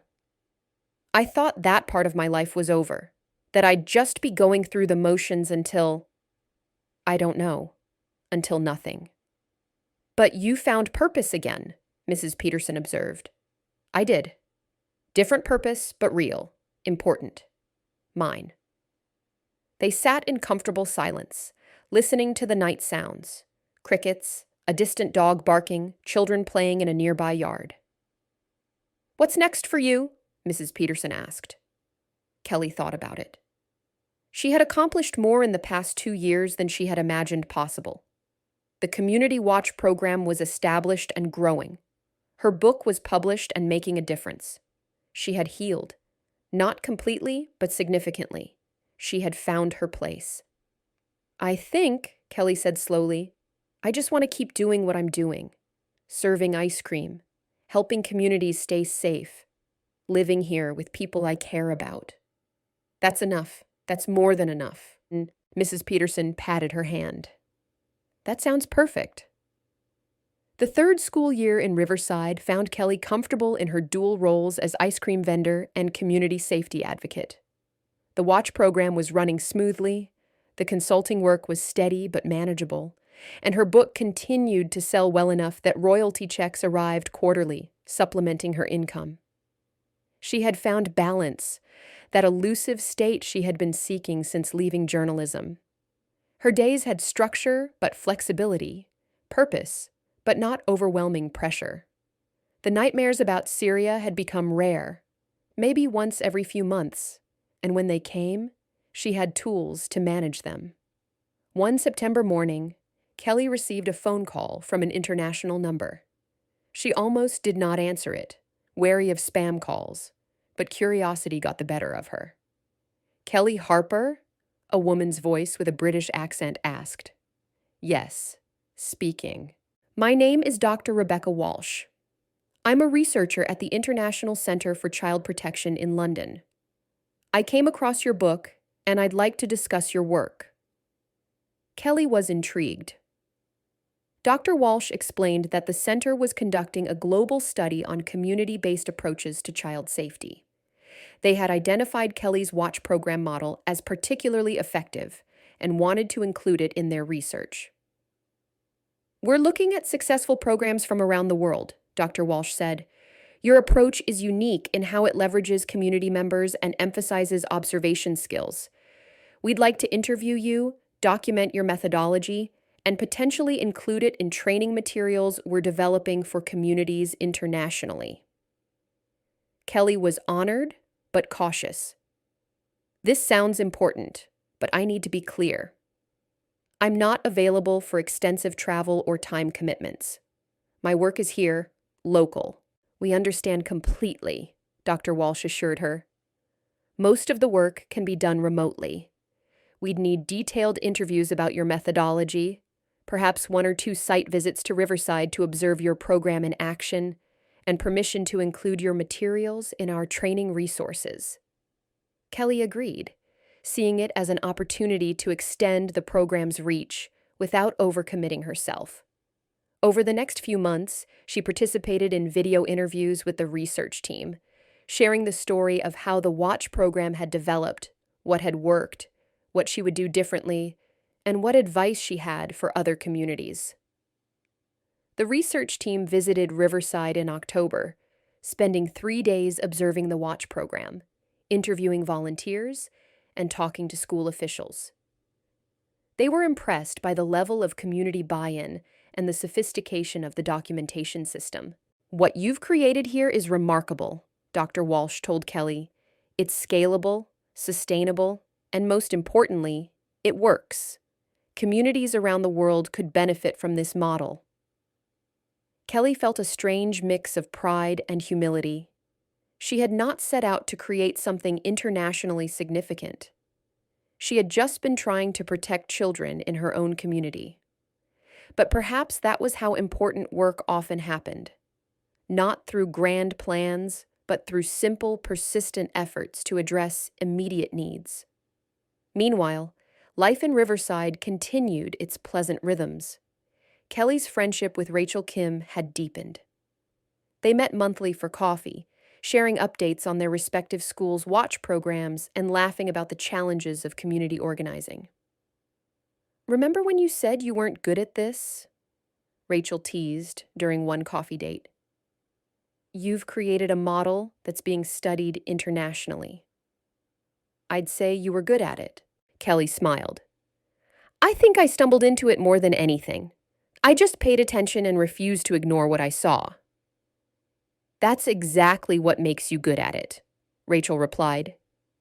You care, and you act on that care. That's rare. The conversation turned to more personal topics. Rachel was dealing with her own challenges: a difficult divorce, a teenager struggling in school, aging parents who needed more care. Kelly listened, offering support and understanding. "I don't know how you stay so calm," Rachel said. "You've been through so much, but you seem so centered now." "Therapy," Kelly said honestly. "A lot of therapy, and time, and finding work that feels meaningful without consuming me. It's taken years to get here, and some days are still hard. But I'm learning to live with my past rather than running from it." As autumn deepened, Kelly noticed changes in the school community. Several families had moved away, their places taken by newcomers. The children Kelly had first met as kindergartners were now second graders, growing and changing. New teachers joined the staff, bringing fresh energy and ideas. Change was constant, even in a small town.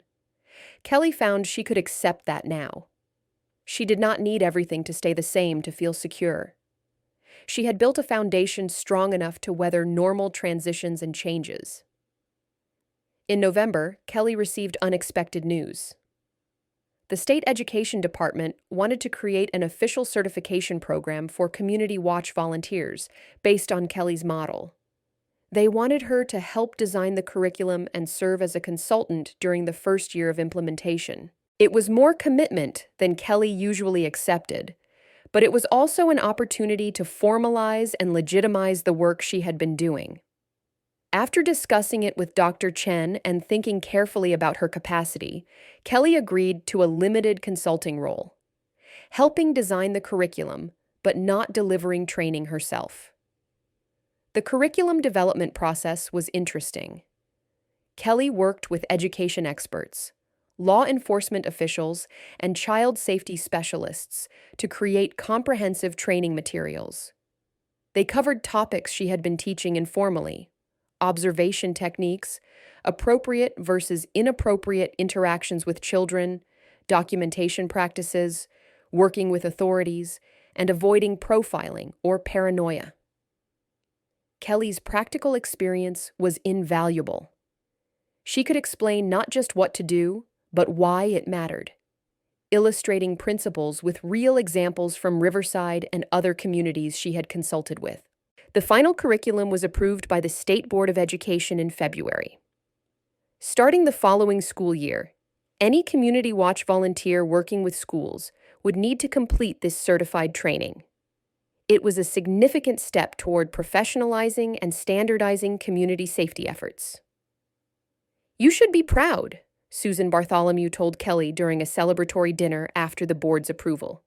"You've influenced state policy, created training programs, written a book, and helped countless communities. That's an impressive legacy." Legacy. The word caught Kelly by surprise. She had not been thinking in those terms. She had just been doing what felt right, day by day, responding to opportunities and challenges as they arose. But maybe that was how legacies were built. Not through deliberate attempts to be remembered, but through consistent, meaningful action guided by clear values. As spring arrived and the school year entered its final months, Kelly found herself reflecting on how far she had come. 3 years ago, she had been broken, traumatized, convinced her useful life was over. She had moved to Riverside to hide, to exist quietly without demanding too much of herself. Instead, she had found purpose, community, and healing. She had discovered that her skills from journalism could be applied in entirely different contexts. She had learned that leaving one career did not mean giving up on meaningful work. She had proven that trauma did not have to be the end of the story. One afternoon in April, while serving ice cream, Kelly noticed a news van from a regional television station parked near the school. A reporter and cameraman were setting up equipment. Kelly's stomach clenched. She did not want media attention, did not want her story broadcast.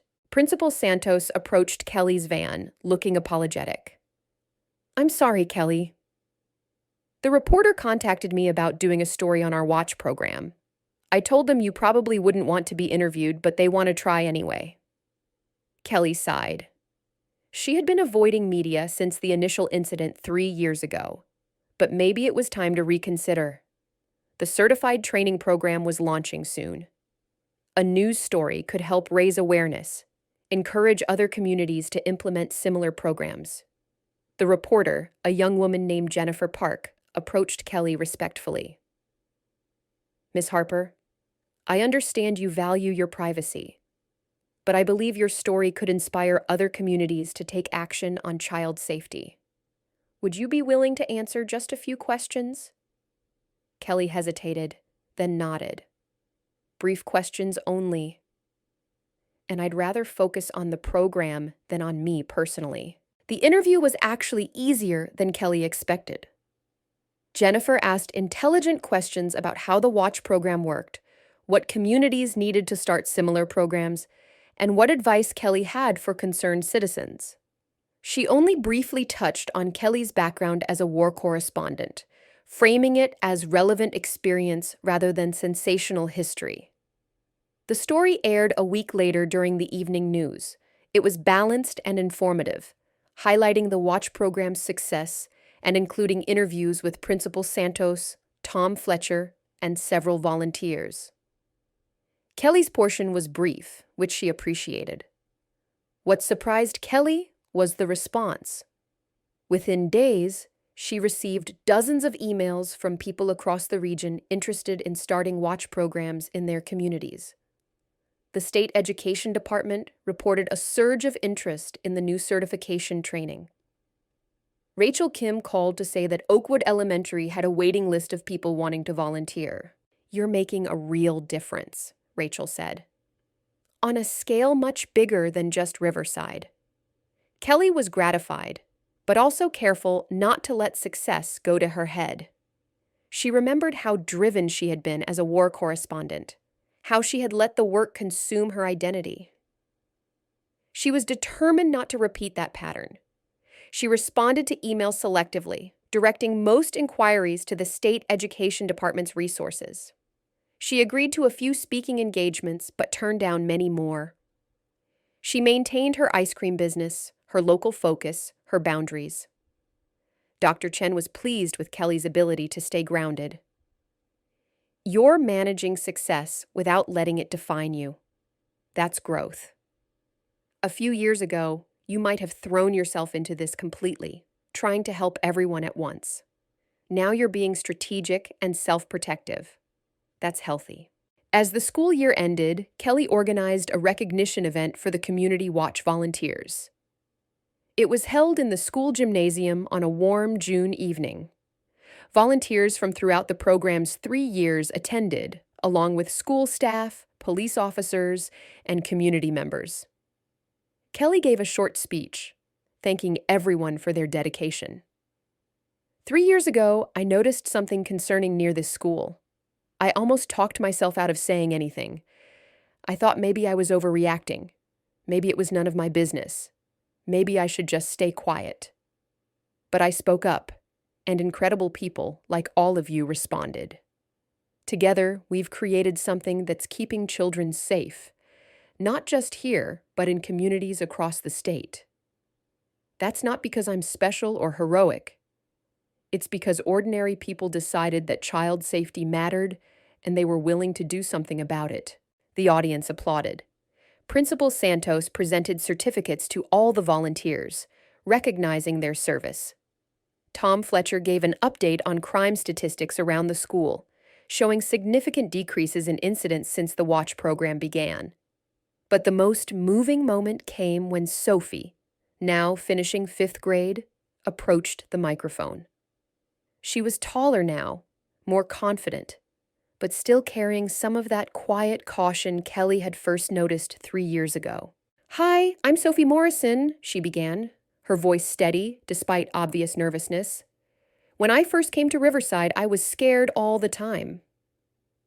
Bad things had happened before we moved here, and I didn't trust anyone. But Miss Kelly was always nice to me. She gave me ice cream, and she never pushed me to talk when I didn't want to.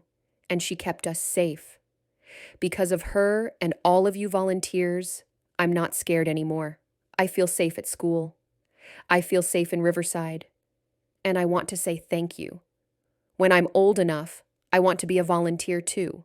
I want to help keep other kids safe, the way you helped keep me safe. There was not a dry eye in the gymnasium. Kelly found herself crying openly, not from sadness, but from overwhelming feeling that the work mattered, that lives had been changed, that trauma could be healed.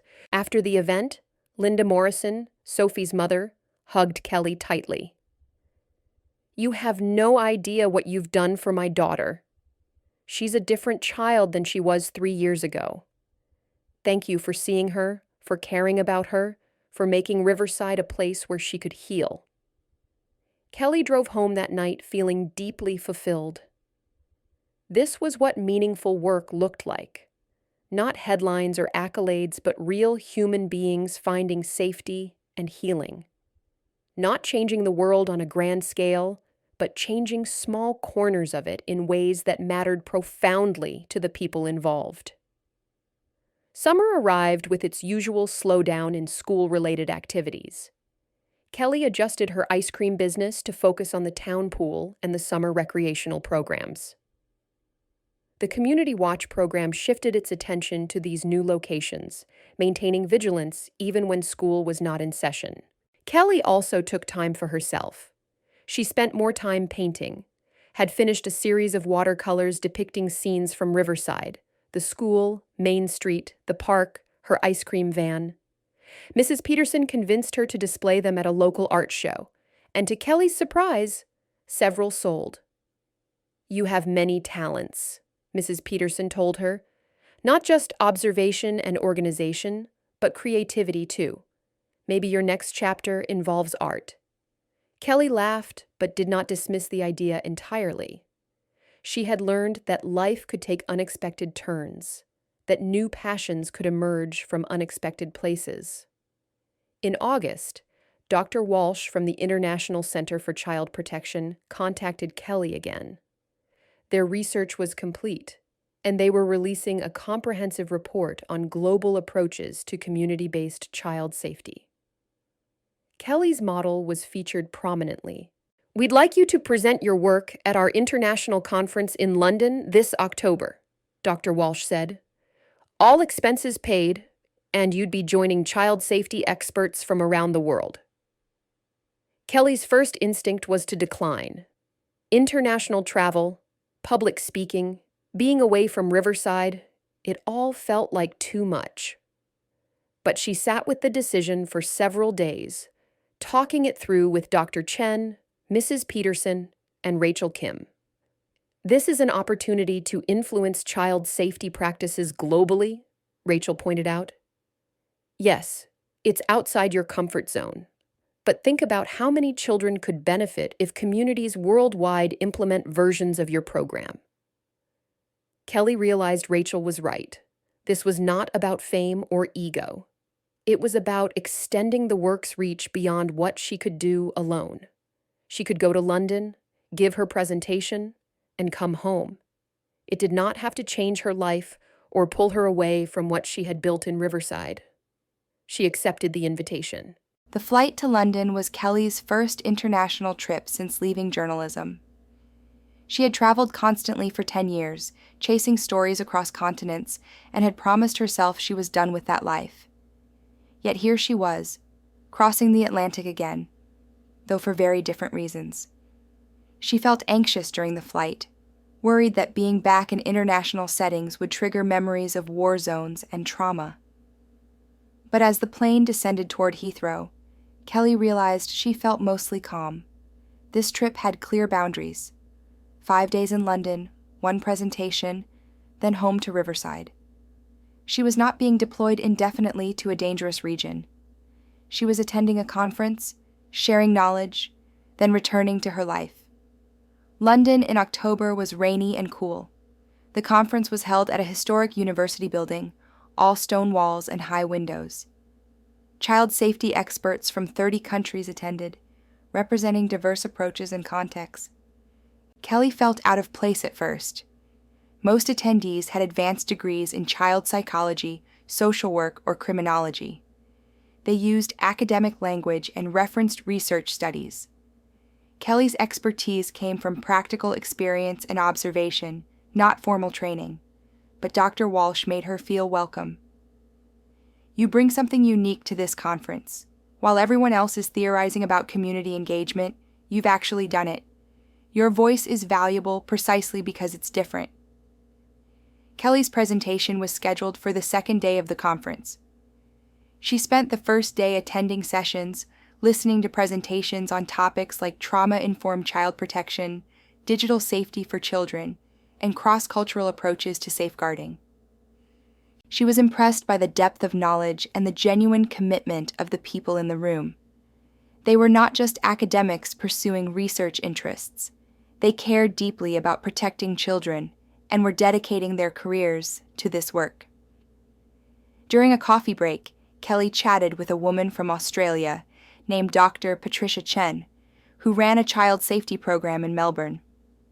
"I read your book," Patricia said. "It's brilliant how you've managed to engage community members without formal training. We struggle with that in our work. People care, but they don't know how to help effectively." "That's exactly what I was trying to address," Kelly replied. "Most people want to contribute to child safety, but they need concrete skills and clear channels for action. The Watch program gives them both." Patricia nodded enthusiastically. "We're trying to implement something similar in Melbourne. Would you be willing to consult with us? Even just occasional video calls to discuss challenges and strategies?" Kelly felt the familiar pull of overcommitment. But she also recognized an opportunity to help children in another country without leaving Riverside. "I could do occasional consultations. Let's exchange contact information." By the end of the first day, several other conference attendees had approached Kelly with similar requests. She collected business cards, made notes about different programs and their specific needs, and thought about how she might help without overwhelming herself. The second day arrived, and Kelly's presentation slot approached. She felt nervous but prepared. She had practiced her talk several times, focusing on practical lessons rather than trying to sound academic. When her turn came, Kelly walked to the podium and looked out at the audience. About 200 child safety professionals from around the world. She took a deep breath and began. "I'm going to tell you a story," she started. "It begins in a war zone and ends in a small American town with an ice cream van. But it's really a story about paying attention, trusting your instincts, and believing that ordinary people can do extraordinary things." She told her story, Syria, the trauma, moving to Riverside, noticing the suspicious men, creating the Watch program. She explained her methodology, showing examples of documentation, training materials, and community engagement strategies. But she also talked about the human element. Sophie's healing, the volunteers' dedication, the way community bonds strengthened when people worked together toward a shared purpose. She showed Sophie's drawing and read excerpts from her letter, explaining how knowing that her work had helped one frightened child feel safe made everything worthwhile. Kelly concluded, "Community-based child protection isn't just a program or a policy. It's a mindset that says we all share responsibility for children's safety, and we all have something to contribute. You don't need special credentials or heroic qualities. You just need to care, to pay attention, and to take appropriate action when you notice something concerning." That's what I did. That's what our volunteers do. And that's what communities anywhere can do if given the right tools and support. The applause was strong and sustained. During the question and answer period, Kelly fielded inquiries about specific aspects of the program, how to adapt it to different cultural contexts, and how to overcome common barriers to community engagement. One question came from a man who identified himself as working in refugee camps in Jordan. How do you build community watch programs in contexts where the community is temporary, where people are transient and trust is low? Kelly thought about this. I don't know if my exact model would work in that context. But the core principles might still apply. Identify people who are present and observant, give them tools to document concerns, create clear reporting channels, and work closely with authorities. In camps, maybe that means working with aid workers, community leaders, and security personnel to create adapted versions of a watch network. The key is to work with existing social structures rather than trying to impose external systems. After her presentation, Kelly was surrounded by people wanting to discuss implementation details, share their own programs, or arrange follow-up consultations.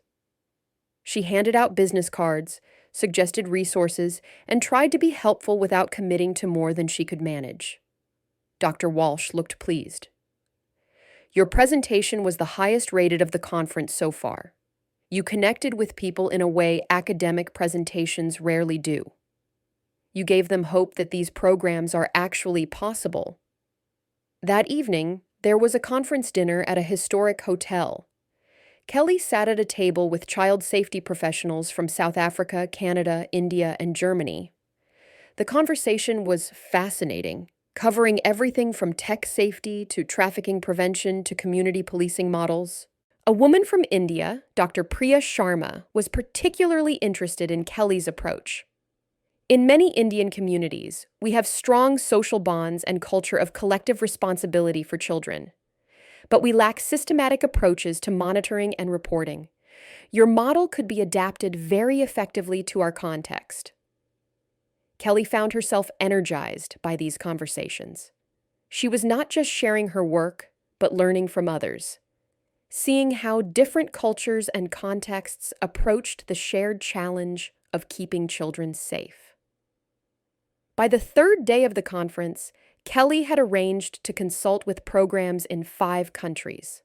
She would do it remotely, keeping it manageable, but she was excited about the possibility of her work having global impact.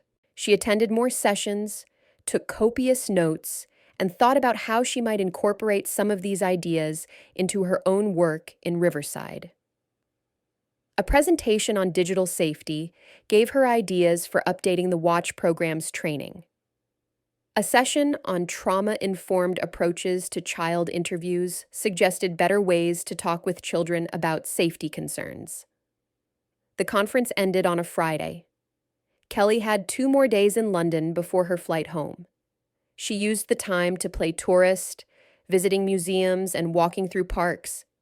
It felt strange, but good to be in a foreign city without the pressure of chasing stories or meeting deadlines. On her last evening in London, Kelly sat in a small cafe near her hotel, drinking tea and watching people pass by. She thought about how much her life had changed in 3 years, from broken and traumatized to building something meaningful, from hiding in a small town to influencing child safety practices internationally. But the most important change was internal. She had learned to live with her trauma rather than being defined by it. She had discovered that healing was not about forgetting or erasing the past, but about integrating it into a life that made sense. She had found that purpose could be rebuilt in unexpected forms. Her phone buzzed with a text from Mrs. Peterson. "How's London?" "We miss you. The van misses you too. Jake is doing fine, but the kids keep asking when you'll be back." Kelly smiled and typed a response. "London was good, but I'm ready to come home." "See you Monday?" Home. Riverside was home now, not a hiding place or temporary refuge, but truly home. The flight back to the United States felt different from the flight over. Kelly felt settled, complete. She had done what she came to do. She had shared her work, learned from others, and made connections that could help children in multiple countries. Now she was ready to return to her normal life. Landing in the United States, clearing customs, driving through familiar countryside back to Riverside, all of it felt good. When she pulled into her parking spot behind her apartment building, she saw her colorful ice cream van waiting for her. Mrs. Peterson heard her arrival and came outside. "Welcome home. How was the conference?" "It was interesting and a bit overwhelming, but good." I'm glad I went, and I'm glad to be back. We're glad you're back too. Riverside isn't the same without its favorite ice cream lady. Kelly spent the weekend settling back in, doing laundry, catching up on email, preparing for the upcoming week. Monday morning arrived, and she felt excited to get back to her routine. She drove to Riverside Elementary, parking in her usual spot. Children spotted the van and came running, excited to see her return. "Miss Kelly, you're back! We missed you!" "Jake said you were in England." Kelly served ice cream, answered questions about her trip, and felt a deep sense of rightness. This was where she belonged. Not in conference halls or international settings, but right here, in this small town, serving ice cream to children and keeping watch over their safety. Principal Santos stopped by during the afternoon. "How was London?" "Illuminating. I learned a lot and shared our model with people from around the world. But I'm happy to be home. We're happy to have you home." The school board was very impressed that our little program caught international attention. They've approved funding to expand the watch program and create a permanent safety coordinator position. We want you to know that if you're interested, we'd love for you to take that position. It would be part-time with benefits, working directly with the school to oversee safety initiatives. Kelly was surprised. A formal position with the school was not something she had considered. But as she thought about it, the idea had appeal. It would provide steady income, benefits, and a structured role that aligned with her values and skills. "Can I think about it?" Kelly asked. "Of course. Take your time, but know that you'd be our first choice." Over the next week, Kelly considered the offer. She talked to Dr. Chen about whether taking the position would be healthy or if it risked the overcommitment patterns she had struggled with before. The key difference, Dr. Chen observed, is that it's a defined part-time role with clear boundaries. You wouldn't be trying to save the world. You'd be working within a specific system with specific responsibilities. That's very different from the open-ended demands of war reporting or the growing consulting work you've been doing. Kelly talked to Rachel Kim, who thought it was a great opportunity. She talked to Mrs. Peterson, who was supportive, but reminded her to make sure she preserved time for herself. Finally, Kelly made her decision. She would accept the position as school safety coordinator, but with conditions. She would work 20 hours per week, maintain her ice cream business at least 2 days per week, and have clear boundaries around evening and weekend work. Principal Santos agreed to all her conditions. "We want you to be sustainable in this role. Burning out wouldn't help anyone." Kelly started her new position in November. Her responsibilities included overseeing the Community Watch program, conducting safety audits of school facilities, coordinating with local police, and providing training to staff on recognizing and reporting concerning behavior. It was fulfilling work that used her skills without overwhelming her. She had an office at the school, shared with the counselor, and regular hours. She still served ice cream twice a week from her van. She still painted watercolors and attended book club. She still had coffee with Rachel Kim monthly and dinner with Mrs. Peterson weekly. She had built a life that worked, a life with purpose and balance, connection and sustainability. As the year ended and holiday season approached, Kelly reflected on her journey. It had been nearly 4 years since she had left journalism, nearly 4 years since the incident in Syria that had broken her. She was not the same person she had been before Syria. The trauma had changed her, marked her, shaped her understanding of the world. But it had not destroyed her. Instead, she had transformed that pain into purpose, that brokenness into a kind of strength. On Christmas Eve, Kelly attended a community service at the town church. She was not particularly religious, but she appreciated the sense of community and reflection. During the service, they lit candles and shared prayers for peace. Kelly held her candle and thought about all the children whose lives she had touched. Sophie and Emma and Marcus and Oliver and countless others through the watch programs spreading across multiple countries. She thought about the volunteers who dedicated their time to keeping communities safe. She thought about the parents who could sleep a little easier, knowing people were watching out for their children. She had not saved the world. She had not ended war or prevented all harm, but she had made her corner of the world a little bit safer. She had helped one small town create a model that was spreading to others. She had shown that ordinary people could do extraordinary things when they cared enough to act. That was enough. That was more than enough. 5 years later, Kelly Harper stood at the window of her small office at Riverside Elementary, watching the afternoon bustle of children being picked up. It was a Friday in late September, almost exactly 5 years since she had first parked her ice cream van across from the school. So much had changed, yet the core of her life remained the same. She still served ice cream twice a week from her colorful van. She still worked as the school's safety coordinator, a position that had evolved and expanded over the years. She still lived in her small apartment, though she had redecorated and made it more her own. The Community Watch program had grown far beyond Riverside. Over 60 schools across 3 states now used her model. Her book had been translated into 7 languages. The International Center for Child Protection featured her program as a case study in their global training materials. Kelly had consulted with programs in 12 countries, all remotely as she had promised herself. She had said no to countless opportunities that would have required more travel or commitment. She had maintained her boundaries, protected her peace, and stayed true to the life she had built in Riverside. Sophie Morrison was now in high school, thriving and confident. She volunteered with the Community Watch program, fulfilling her childhood promise to help keep other children safe.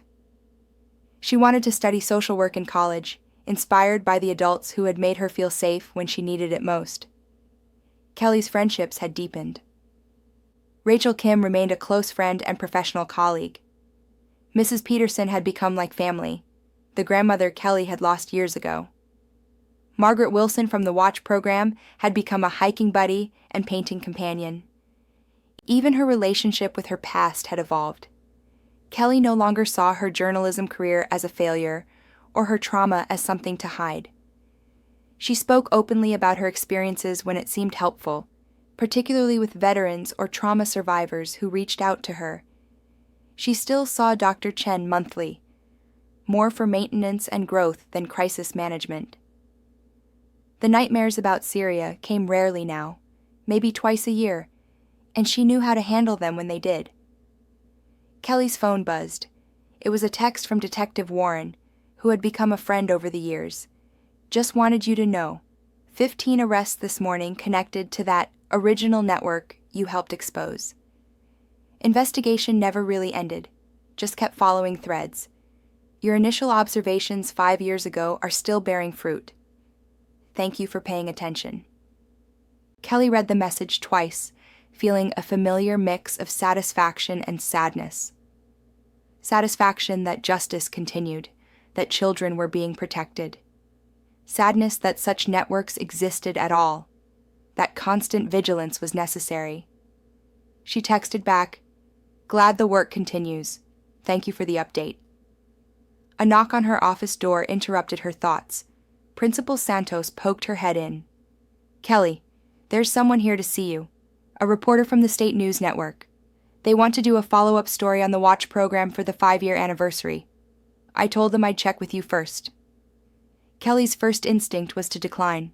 She had avoided most media attention over the years, doing only occasional interviews when it served the program rather than her ego.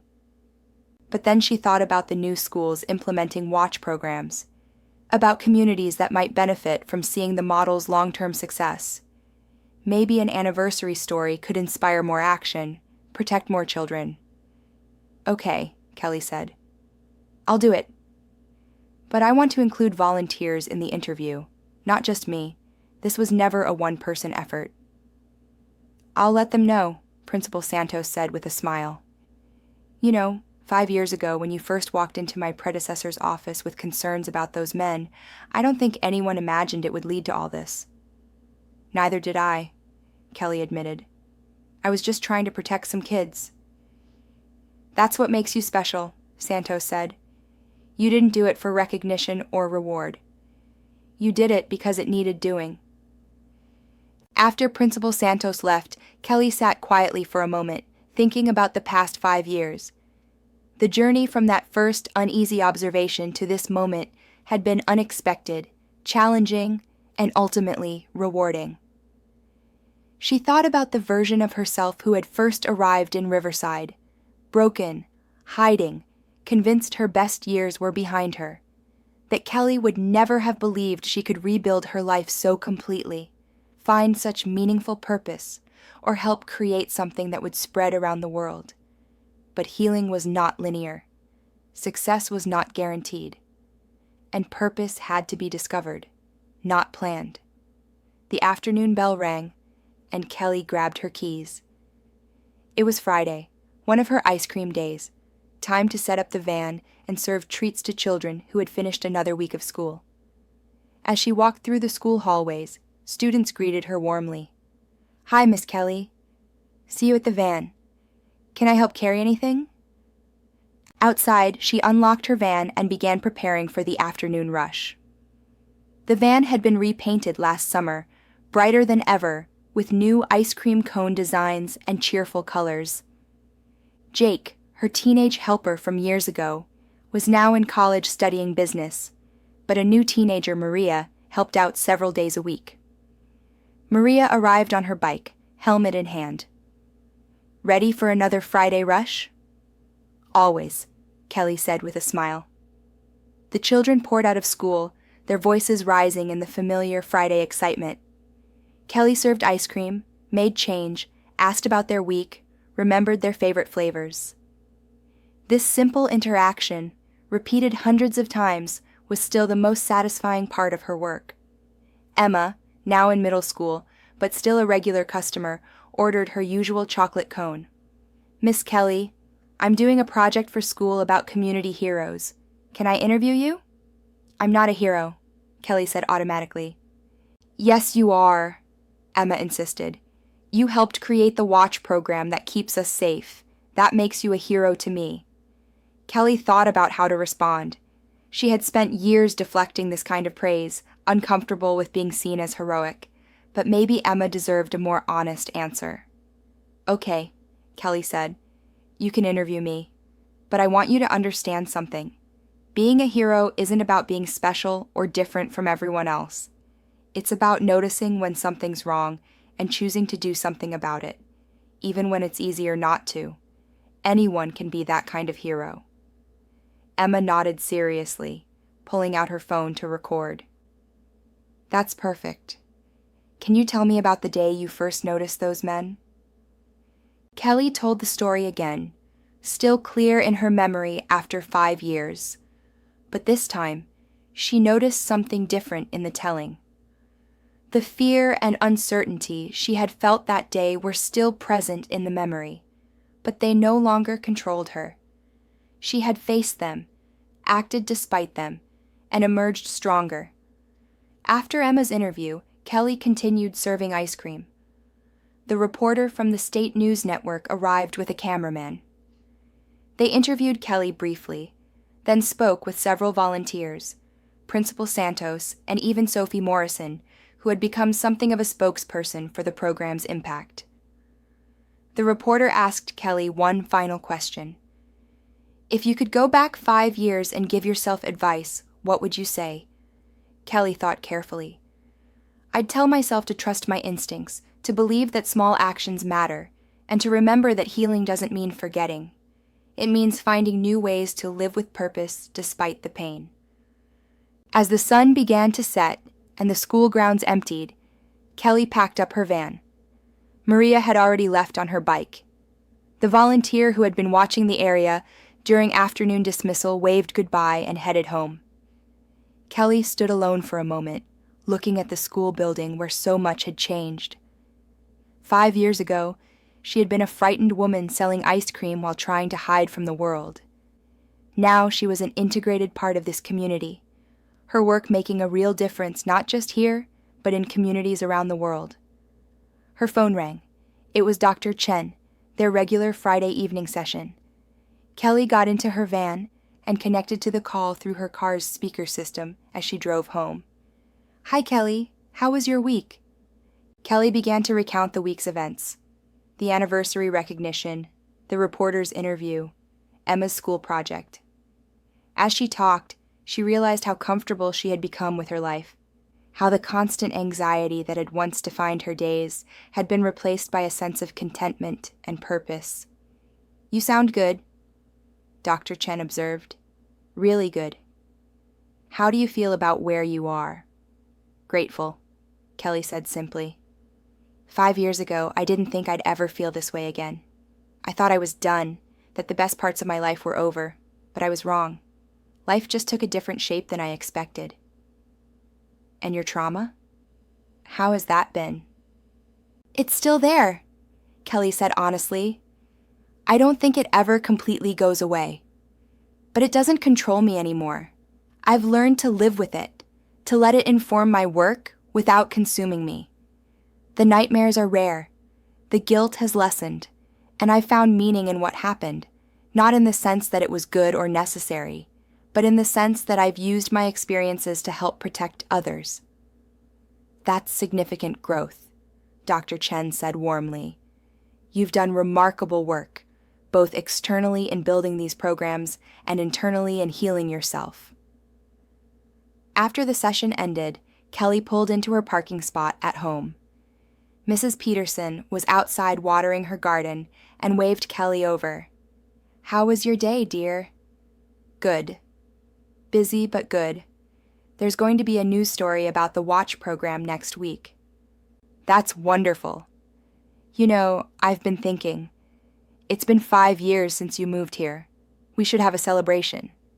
Nothing big, just friends and neighbors. What do you think?" Kelly considered it. Her instinct was to decline, to keep things low-key.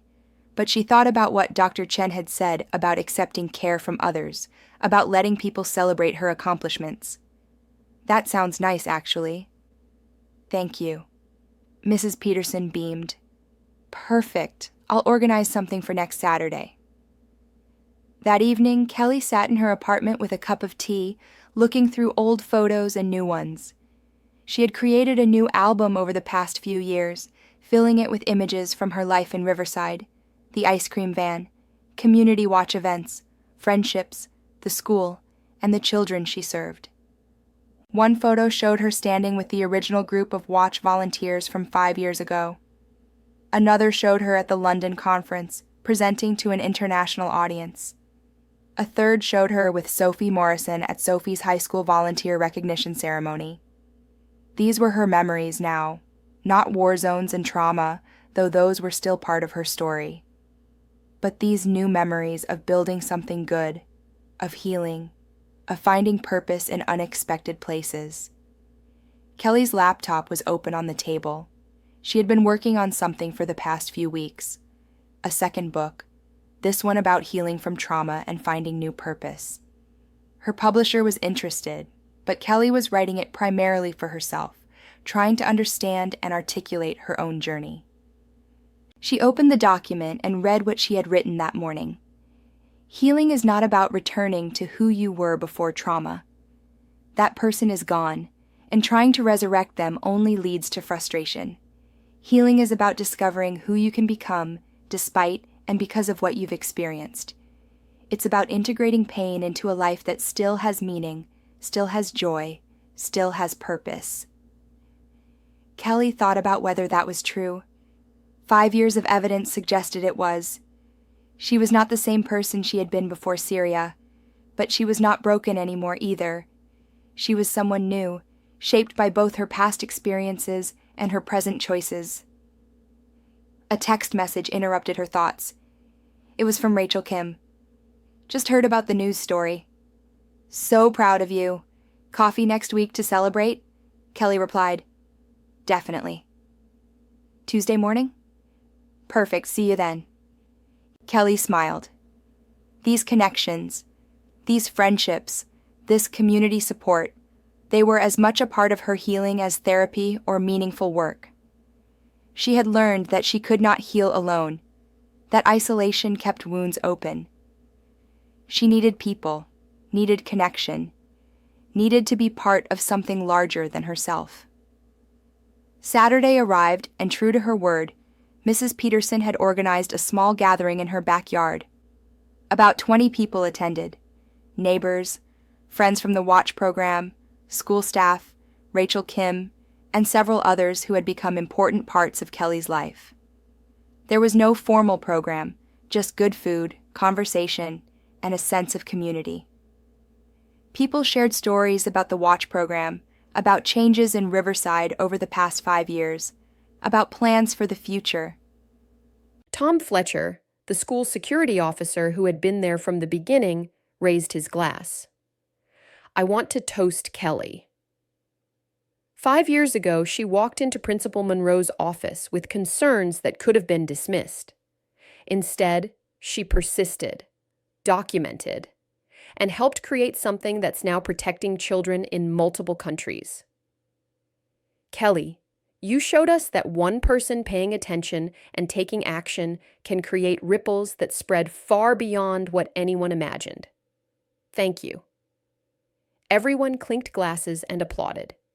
Kelly felt her face flush with the familiar discomfort of being the center of attention, but also with genuine appreciation for these people who had supported and believed in her. Later in the evening, as the party wound down and the sun set, Kelly found herself sitting on Mrs. Peterson's porch with a small group. Mrs. Peterson, Rachel Kim, and Margaret Wilson from the Watch program. "Do you ever think about going back to journalism?" Rachel asked. "I mean, you were famous. You could probably get a job anywhere." Kelly shook her head. "No, that chapter is closed. I'm grateful for what I learned during those years, and I'm grateful for what I'm doing now. But I don't want to go back." "What do you want?" Margaret asked. "I mean, for the next 5 years?" It was a good question. Kelly thought about it carefully. "I want to keep doing what I'm doing, but maybe with some adjustments. I want to write my second book. I want to continue helping communities implement watch programs, but maybe train others to do more of the direct consulting so I can focus on staying local. I want to keep serving ice cream because it brings me joy. And I want to keep building friendships, keep painting, keep hiking, keep living this life I've created." "That sounds perfect," Mrs. Peterson said warmly. "No grand ambitions, no need to save the world. Just a good life, lived with purpose and care." "Exactly," Kelly agreed. The next week, the news story aired. It was a well-produced piece that highlighted the Watch program's success, featured interviews with volunteers and families, and positioned Kelly as the architect of an innovative approach to community safety. The response was overwhelming. Kelly's phone rang constantly with media requests, consulting inquiries, and speaking invitations. Her email inbox filled with messages from people who had seen the story and wanted to start similar programs. For a moment, Kelly felt the familiar pull to say yes to everything, to help everyone, to maximize her impact. But she caught herself. She had learned this lesson already. She could not save everyone or be everything to everyone. She needed boundaries. She created a template email response that thanked people for their interest, directed them to resources including her book and the State Education Department's certification program, and politely declined most direct consulting requests. She accepted a few carefully chosen opportunities that aligned with her capacity and values, but said no to many more. Dr. Chen was proud of her ability to set these boundaries proactively. This is what sustainable impact looks like. You're helping people without sacrificing your own well-being. That's the balance you've been working toward. As autumn deepened into winter, Kelly's life settled back into its comfortable rhythms. The news story generated some ongoing interest, but eventually the media attention faded and life returned to normal.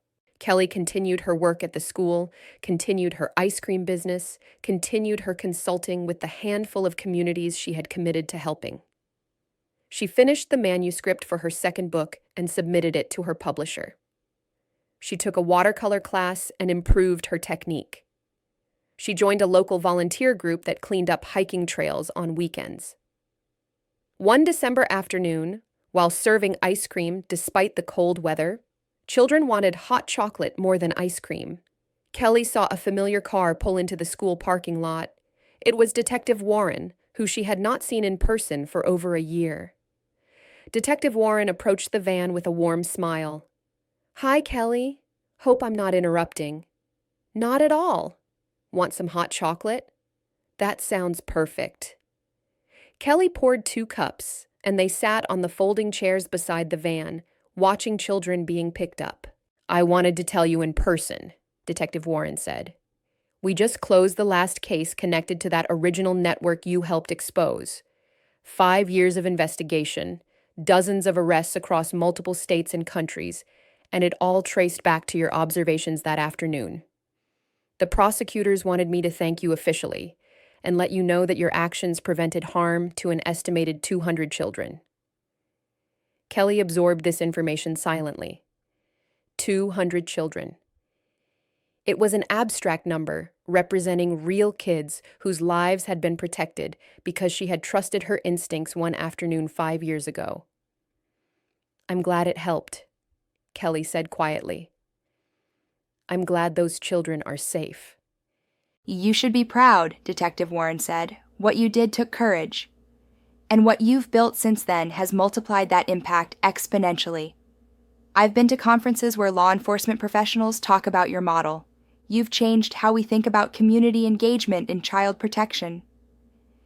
After Detective Warren left, Kelly sat alone, thinking.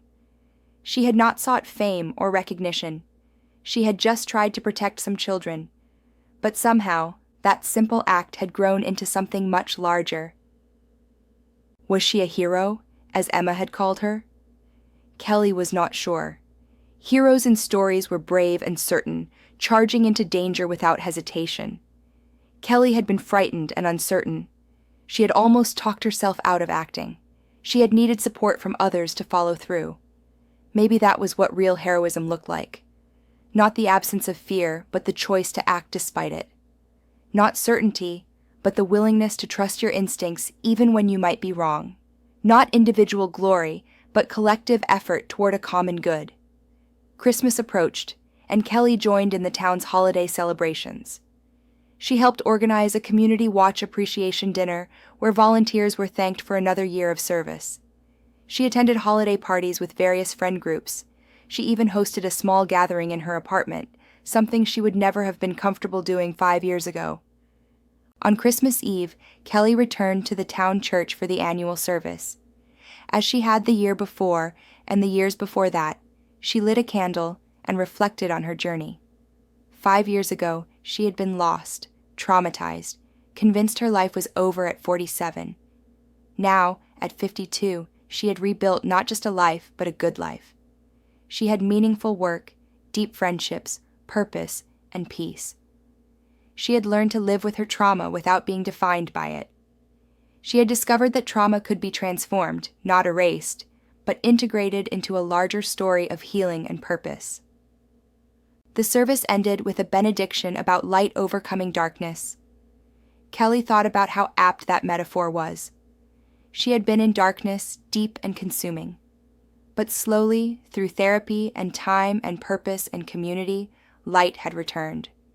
Not blinding, brilliant light, but steady, warm light that illuminated a path forward. As the new year began, Kelly made no grand resolutions. She did not need to change her life dramatically. She just needed to continue living it, showing up, paying attention, caring for her community, maintaining her boundaries, nurturing her friendships, and finding joy in simple things like serving ice cream to children. Her second book was accepted for publication, scheduled to release in the fall.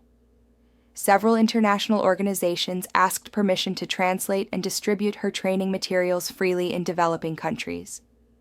The state education department asked her to join an advisory board on school safety policy. Kelly agreed to the advisory board role, with clear boundaries about time commitment. She enthusiastically granted permission for free distribution of her materials internationally. She began planning for her second book release, thinking about how to use it to help others without letting promotion consume her life. In February, on a cold afternoon while serving hot chocolate from her van, Kelly noticed a woman standing near the school, watching. She looked familiar somehow, though Kelly could not place her. After the rush of children cleared, the woman approached. She was probably in her early 30s, with kind eyes and a hesitant smile. "Excuse me, are you Kelly Harper?" "I am."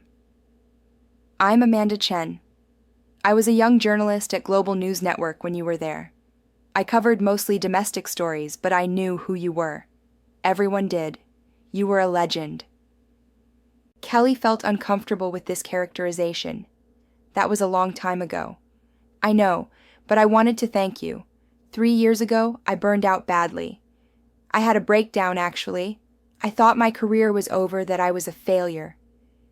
Then I read an article about you, about how you'd left journalism and built a new life. It gave me hope.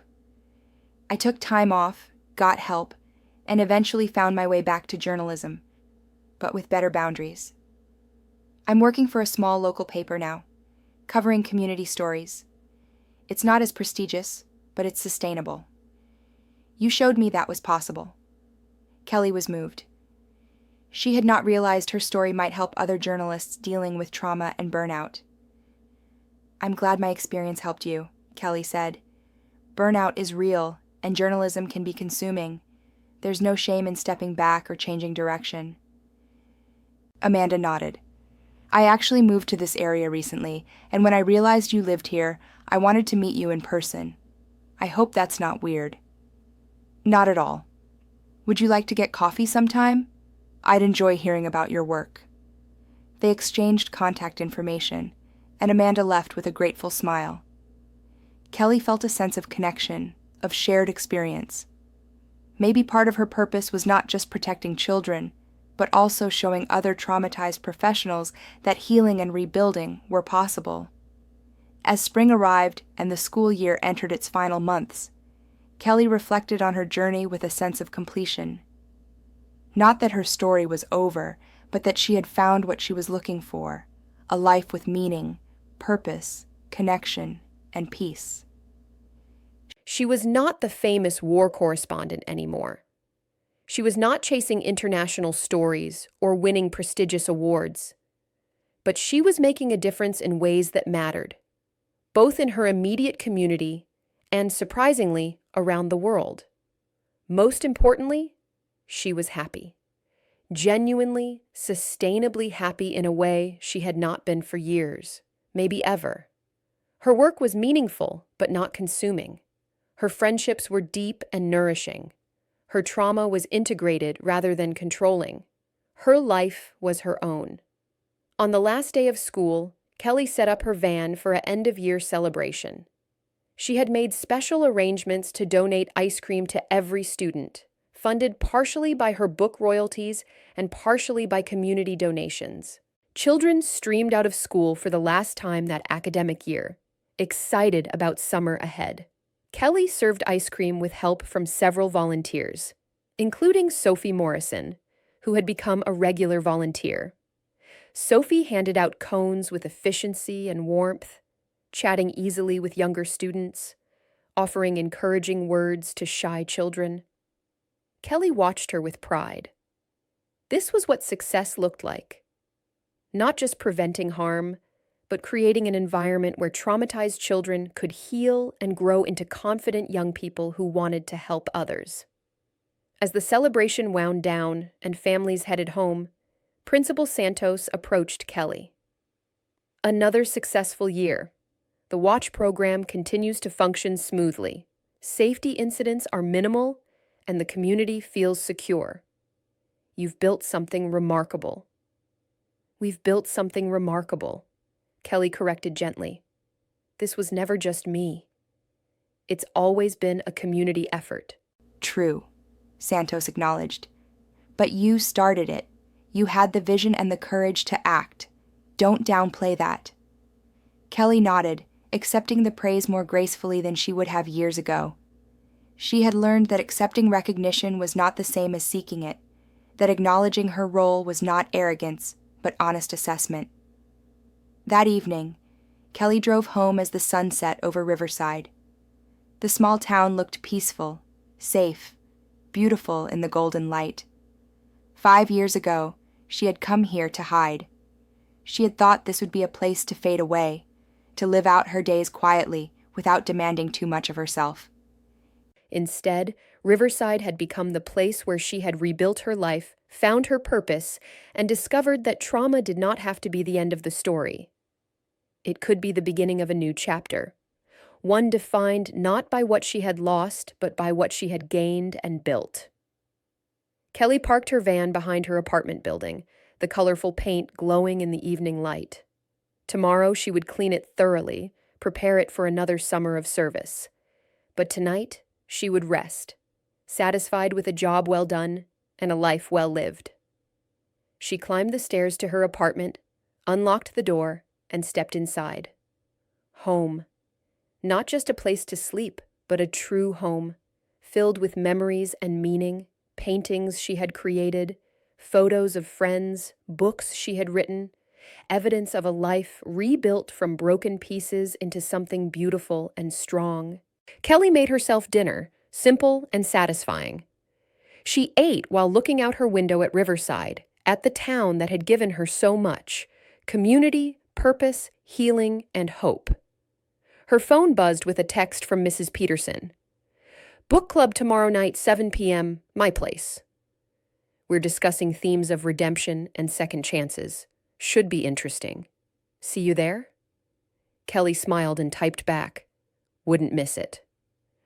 Redemption and second chances. That was her story, wasn't it? She had been given a second chance, and she had made the most of it. Not by returning to her old life, but by creating a new one. Not by denying her trauma, but by transforming it into purpose. As Kelly prepared for bed that night, she felt deeply grateful. Grateful for therapy that had helped her heal. Grateful for Riverside and its welcoming community. Grateful for the children whose safety gave her purpose. Grateful for friends who had supported her journey. Grateful for opportunities to help others, both locally and globally. But most of all, grateful for herself. For trusting her instincts that day, 5 years ago. For having the courage to act despite fear. For persisting when it would have been easier to stay silent. And for building a new life from the pieces of the old one. Kelly Harper, former war correspondent, current ice cream vendor, and school safety coordinator, had found her way home. Not to the person she had been before trauma, but to someone new. Someone stronger, wiser, more compassionate, and more at peace. She turned off the lights and lay in bed, looking forward to tomorrow and all the tomorrows after that. Her life was not perfect. She still had hard days sometimes. The trauma still occasionally surfaced. But overall, her life was good. Really good. And that was enough. More than enough. That was everything.